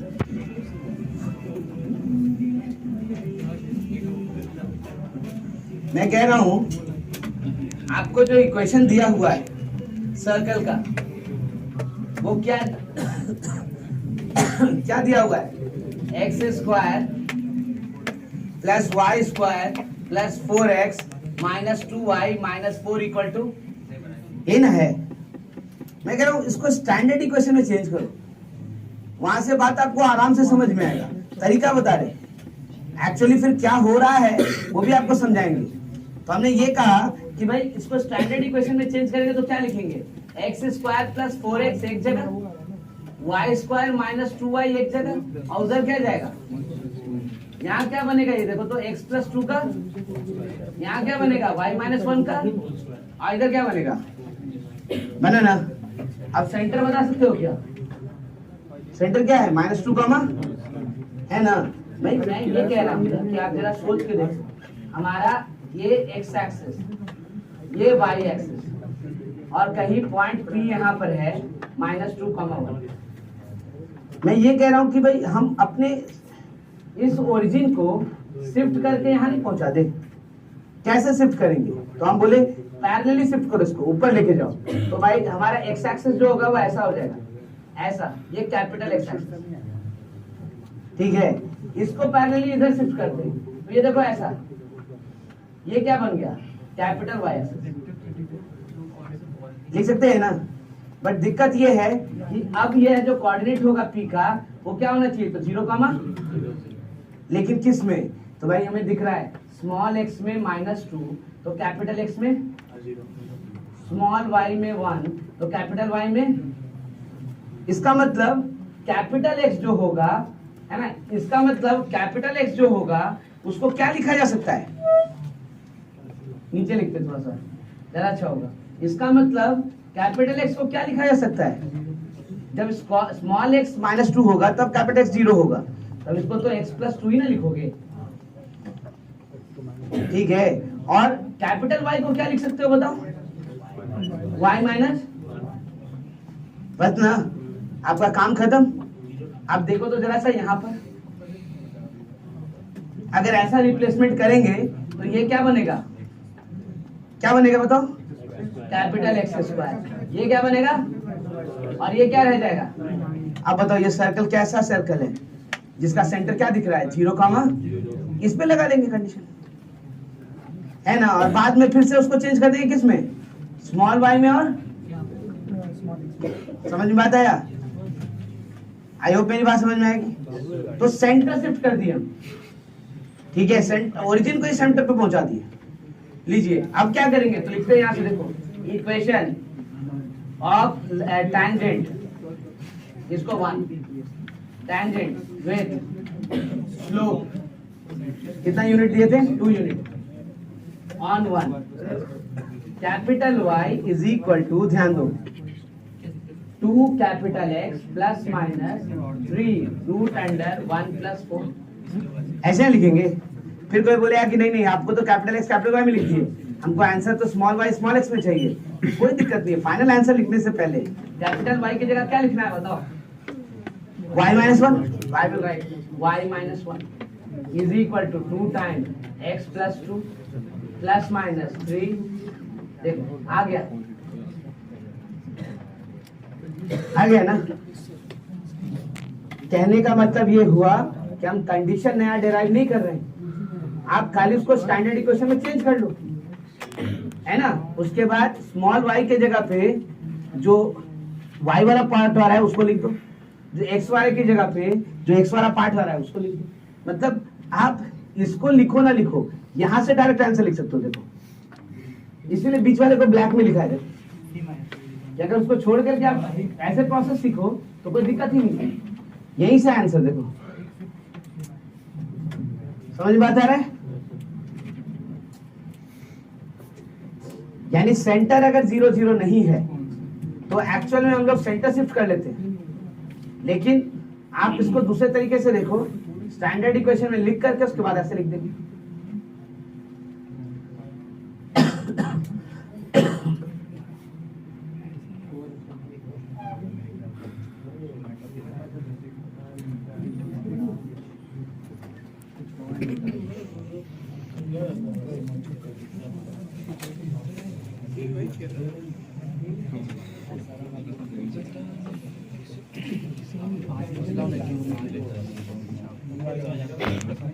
क्लब मेरा बना हुआ है, आप उसमें आ सकते हैं और साथ में रेस कर सकते हैं।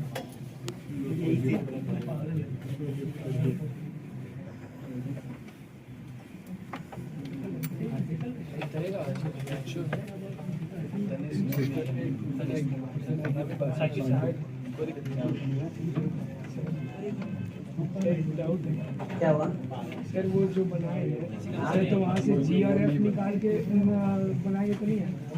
G और F निकाल ले, फिर वहाँ से एन दिया हुआ है ही, और फिर y is equal to mx plus c पे वो तो बोली कि ये मेथड हमारे पास है ही, लेकिन अब ये ध्यान दो प्लीज, ये मेथड तो हमारे पास है ही, इसको तो हम अलग से रखेंगे, लेकिन हम एक जनरलाइजेशन मेथड लेके चल रहे हैं जहाँ पे हम हर कर पे एक ही तरीके से यूज करें, तो वहां तो प्रॉपर्टी इस्तेमाल नहीं कर सकते, तो वहां तो ऐसे ही चलना पड़ेगा। ठीक है,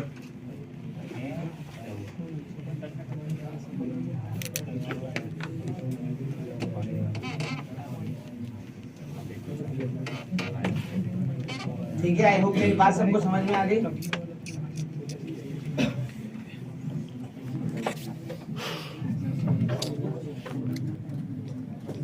अच्छा, एक चीज और मैं आज आपसे डिस्कस करना चाहूंगा, ये तो खैर आप समझ गए मेरे ख्याल से बन जाएगा, अब जो भी प्रैक्टिस है नेक्स्ट क्लास में देंगे कुछ क्वेश्चन आपको, लेकिन आप नेक्स्ट क्लास से पहले कुछ चीजों के लिए रेडी रहें, इस कारण से आज एक लास्ट सिंबल भी हम इंट्रोड्यूस करना चाहते हैं, इसलिए 3 सिंबल्स हैं बस हमारे पास, S, S1 और एक T। T क्या चीज है वो जरा मैं आपको बताना चाहूंगा, और कब यूज करेंगे वो भी बता रहे हैं, देखो जरा ध्यान से।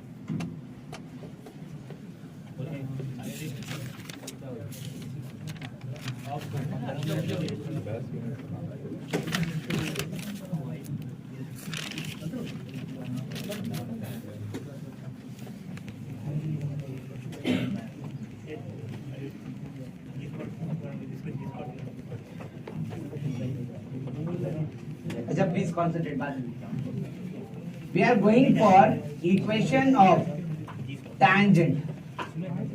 ठीक है, इक्वेशन ऑफ टैंजेंट ध्यान दो, गिवन क्या है आपके पास, गिवन क्या है आपके पास, एक तो सर्कल, और सर्कल में मैं ये नहीं कह रहा, ध्यान दीजिए, सर्कल में मैं ये नहीं कह रहा कि आप छोटा वाला वो सर्कल ले लीजिए, आप लीजिए नहीं वाला x square plus y square plus 2gx plus 2fy plus c is equal to 0, और दूसरा पॉइंट ऑन द सर्कल है ना, इसको पॉइंट ऑफ टैंजेंसी भी बोलते हैं, पॉइंट ऑफ टैंजेंसी या पॉइंट ऑफ कांटेक्ट है ना, P क्या लिखा जाए, अल्फा कमा बीटा या एच कमा के, चलो एच कमा के लिखते है ना, ऐसे लिखते, पॉइंट ऑफ कांटेक्ट बोल रहे हैं, मतलब ये सर्कल है, ये टैंजेंट है, इसी को बोलते हैं हम लोग एच कमा के, that is point of contact, point of contact. जिस पॉइंट पे लाइन और सर्कल कांटेक्ट में आया है that is point of contact. अगर वो पॉइंट दिया है, सर्कल का इक्वेशन दिया है, तो इस लाइन का इक्वेशन चाहिए, बोलिए एक तरीके से तो बहुत आसान है ना, कैसे भाई, तो इस पॉइंट से पास कर रहा है तो लाइन का इक्वेशन तो जानते ही हैं, बस खाली क्या चाहिए, स्लोप, स्लोप पॉइंट फॉर्म से लिख लेंगे, और स्लोप निकालना बहुत आसान है, क्यों, क्योंकि देखो ना सेंटर पता है हमको, सेंटर क्या है हमारे पास, माइनस जी कमा माइनस, और ये सीपी का जो हम स्लोप निकालेंगे इसके तो परपेंडिकुलर ही ना होगा ये, ठीक है, तो आप सबसे पहले क्या निकाल लो, स्लोप ऑफ सीपी, कितना लिखेंगे बताओ, के plus F by H plus, हो गया, तो स्लोप ऑफ टैंजेंट क्या हुआ, स्लोप ऑफ टैंजेंट ये क्या हो गया, minus h plus g by k plus, ठीक है। अब हम इक्वेशन ऑफ टैंजेंट लिख रहे, देखो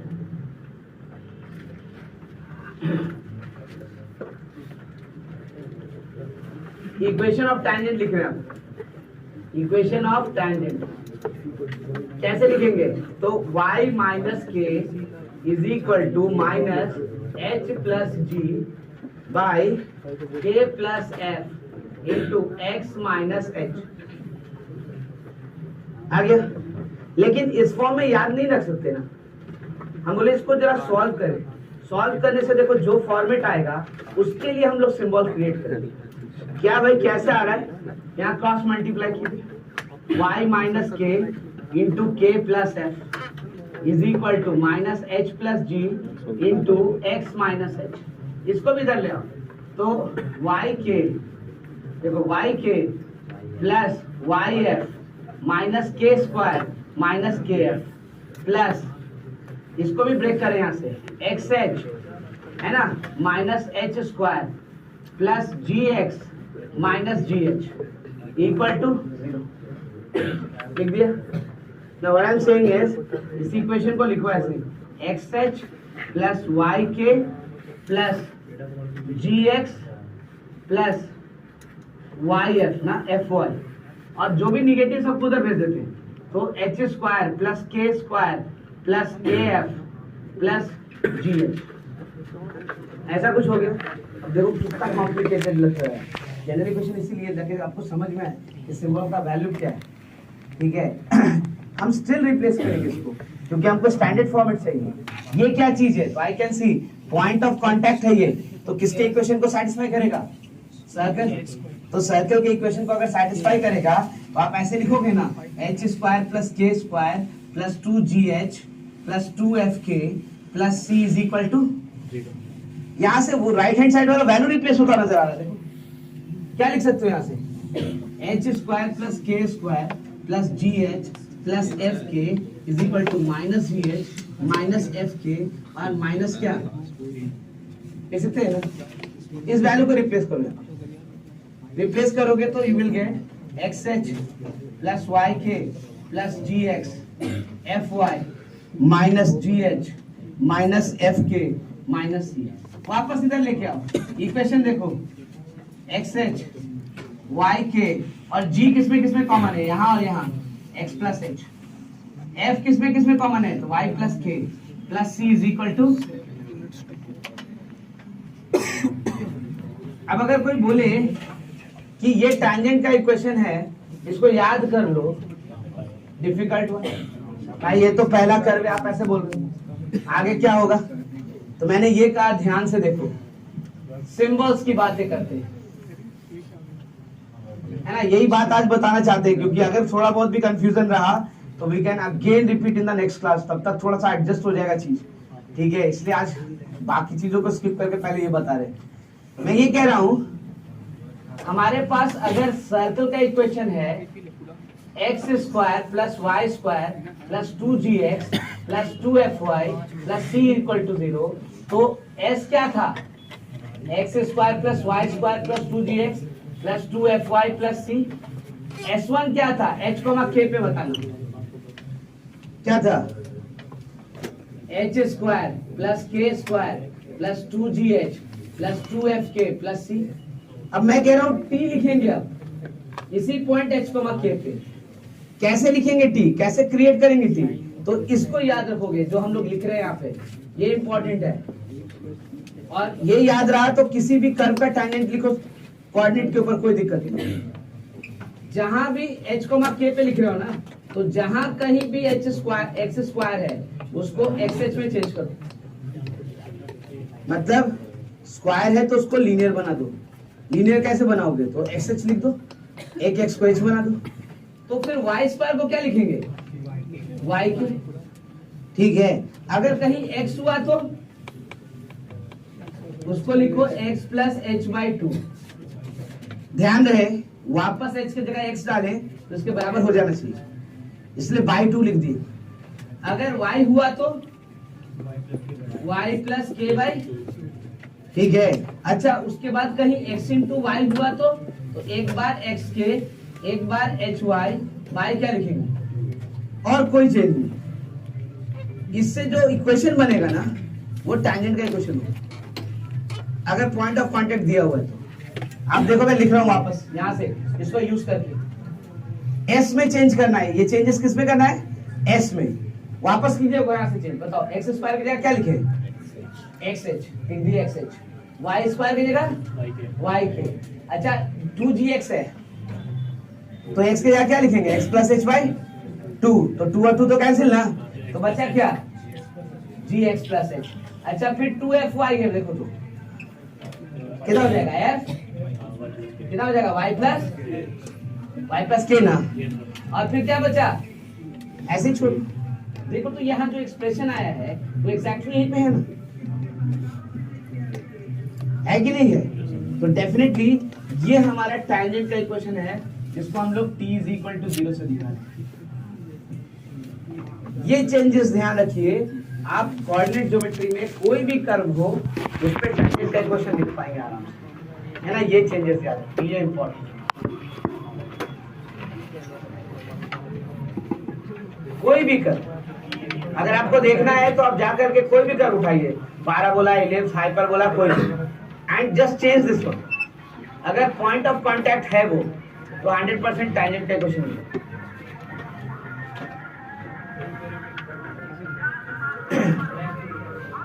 मैंने कहा जहां जहां अगर पॉइंट एक्स को के है, तो अगर पॉइंट अल्फा बीटा है तो उसके अनुसार, ठीक है ना। एक्स स्क्वायर जहां जहां होगा वहां एक्स एच, जहां वाई स्क्वायर होगा वहां वाई के, है ना। जहां एक्स होगा एक्स प्लस एच बाई 2, जहां वाई होगा वहां वाई प्लस के बाई 2, और जहां एक्स इंटू वाई हुआ वो एक्स के प्लस एच वाई बाई 2, ठीक है। ध्यान ये रखना है कि कांस्टेंट में कोई चेंज, वेरिएबल्स में ही खाली चेंज करते हैं, ठीक है। जो इक्वेशन बनेगा वो टैंजेंट है। यानी आप सोचो, अगर सर्कल का इक्वेशन ऐसा ले लेते हैं, सर्कल का इक्वेशन ले लेते हैं x square plus y square is equal to a square, और पॉइंट ऑफ कांटेक्ट अगर हम लिख लेते हैं पी अल्फा कमा बीटा, तो इक्वेशन ऑफ टैंजेंट क्या होता है बताओ जरा से। यहां से t इक्वल टू 0, और t कैसे लिखते हैं, k क्यों लिखेंगे, पॉइंट क्या है अल्फा कमा बीटा, तो इक्वेशन क्या होता, x alpha plus y beta is equal to,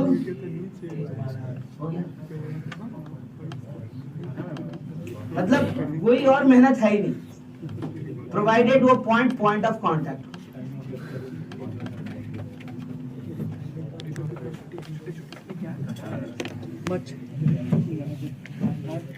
इस सिंबल्स पे थोड़ा ध्यान रखना, ये 3 सिंबल्स की मदद से बहुत सारा काम करने वाले हैं। आज इसलिए बताया तीनों सिंबल्स की नेक्स्ट क्लास तक कम से कम रिवाइज करके सबको रेडी रहेगा, तो यूज करने में दिक्कत नहीं। एस, S1 और T। कौन सा रहेगा?